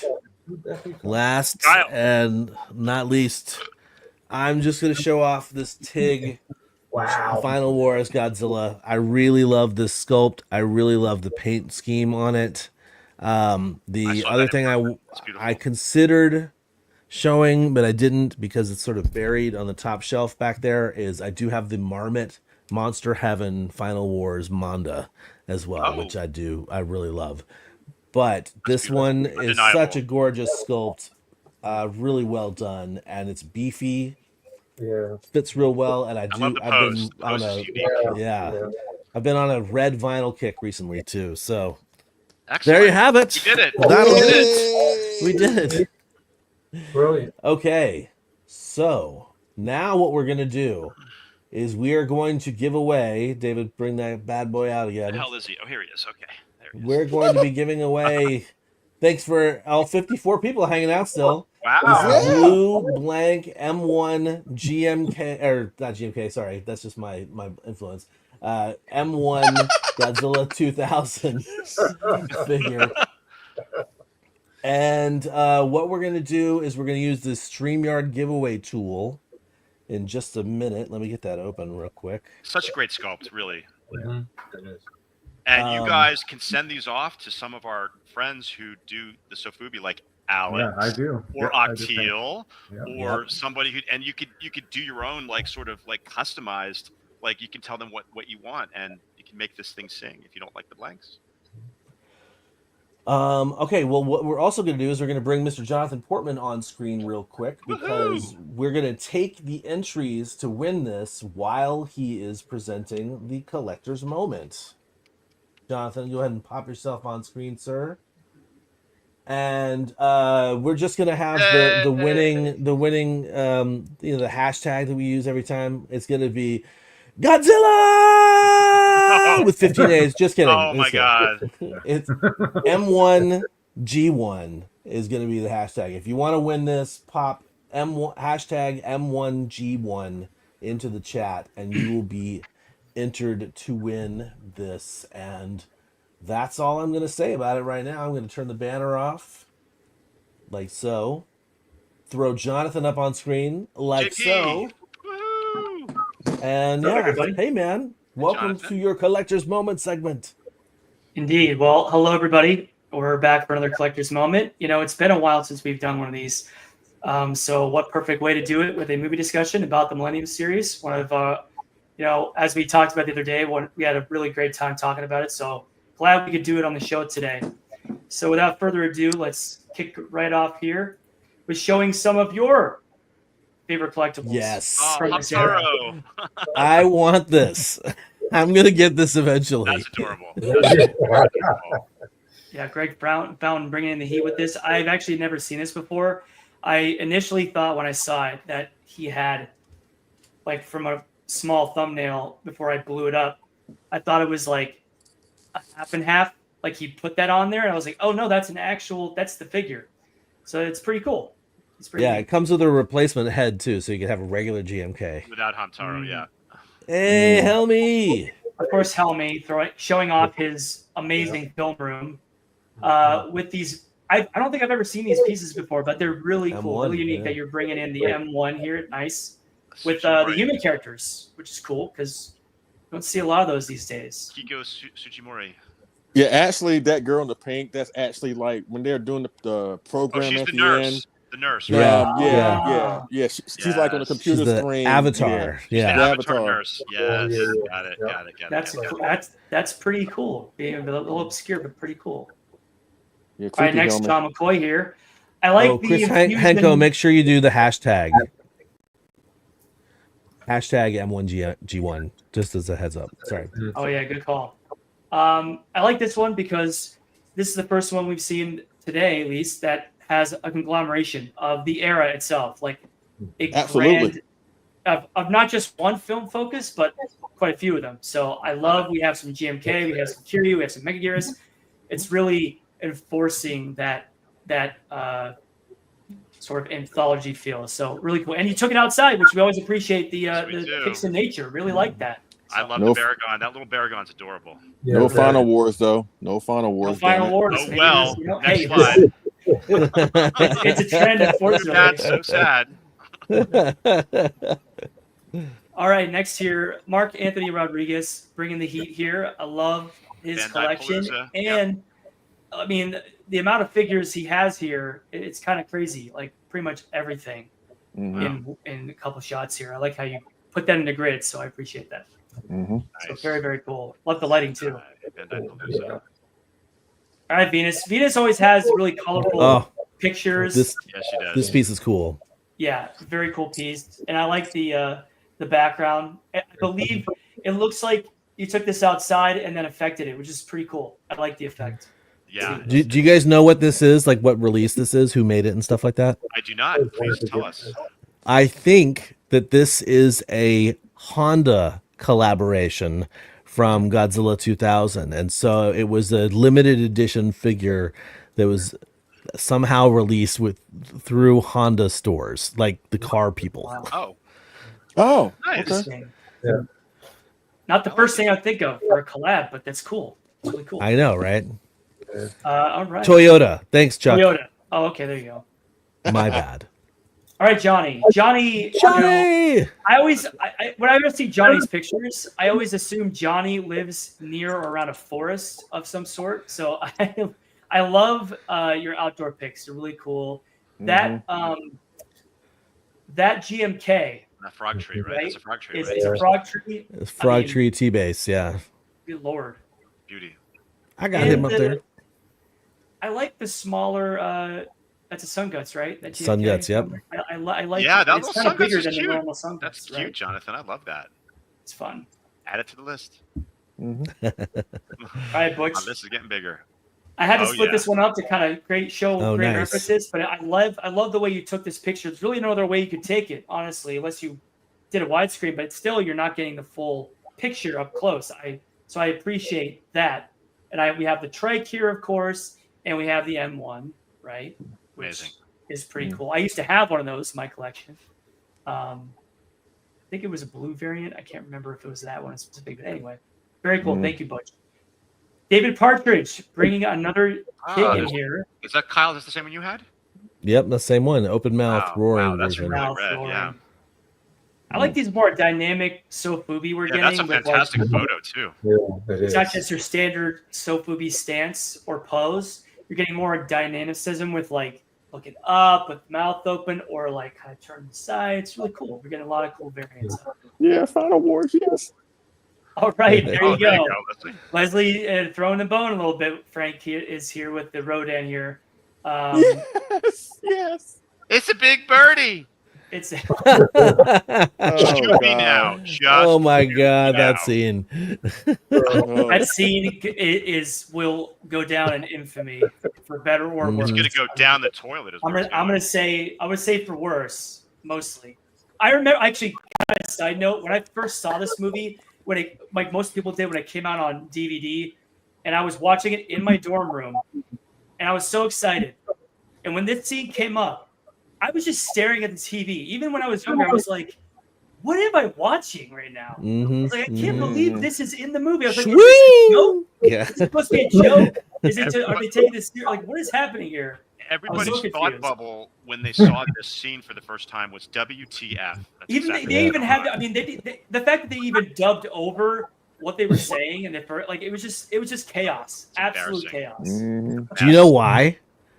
Oh, because what they said originally was even worse. Even worse? Oh no! Even worse. You some F-bombs. The two actors that were on set, basically, Ryuhei Kitamura, the director, was like, "Yeah, more, give me more," and they just like played off each other and went so over the top that when they watched the final cut, they were like, "Ooh, too far."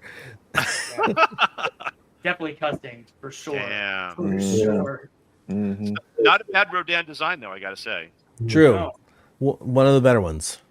All right. Speaking of our favorite, she's beautiful Mothra design of probably it's top 100%. Like the way it's portrayed in SOS is pretty incredible. I like that it's sort of a mix between Showa and Heisei, and then with the Millennium fusion in there, it's really cool. A lot more hairy than the other versions. So I appreciated that. For sure. Yeah. Okay, Larry, coming in with another take here. Nice. I like these blanks a lot. I always look at these blanks and I see what people can do with them on Instagram or on their social pages where they're painting them. It's quite incredible. These blanks are really cool. I would love to see that painted. Of course, John threw this in the post saying, does this count? Of course it counts. Next level. It's a poster. Next level. We have Robo7 here with his famous artwork. Beautiful. Throwing with a beautiful. John's amazing. John is pretty amazing. He's a great guy too. Yes, he is. And of course, I had to throw this in there. I know we normally don't do this, but David is a great piece, and figured I'd top it off since you put it in the chat. Wanted to throw it out there as well. So that's the one Alex was talking about, right, Alex? Yep. That was it. Yep. Yeah. And that's it. That's the collector moment for August.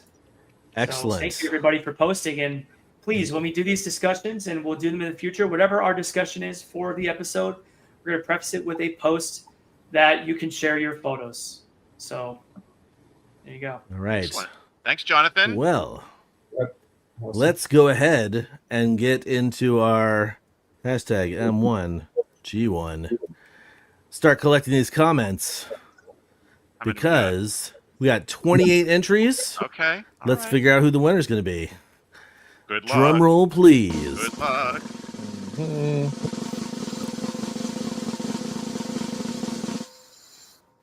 S Ain't. Nice. Congratulations. Congratulations. I don't know exactly who that might be. So what I would say, S Ain't, is if you would like to send an email to kyle.yount@gmail.com, or if we are connected on Facebook already, you can use Facebook Messenger to shoot me your address, where we will get that prize sent out. Let me blow David up real quick. That beautiful blue M1 Godzilla 2000. Congratulations. Congratulations, S Ain't, and thank you guys all for being here, for sticking around through a 3-hour and 15-minute show. Damn. I don't think we need to keep plugging anything away. We have all done some cool stuff in the interim between our last episode and this episode. Don't forget, you can go watch the full Steve Ryfle interview about the book on our channel. It should be live right now. And in the meantime, let me get the banner up here, because where is it? I need to have this highlighted. Our planet may be doomed, our Earth devastated, the monsters are in revolt, and civilization is in chaos. We must unite and collect all monsters. Thanks, guys. See ya.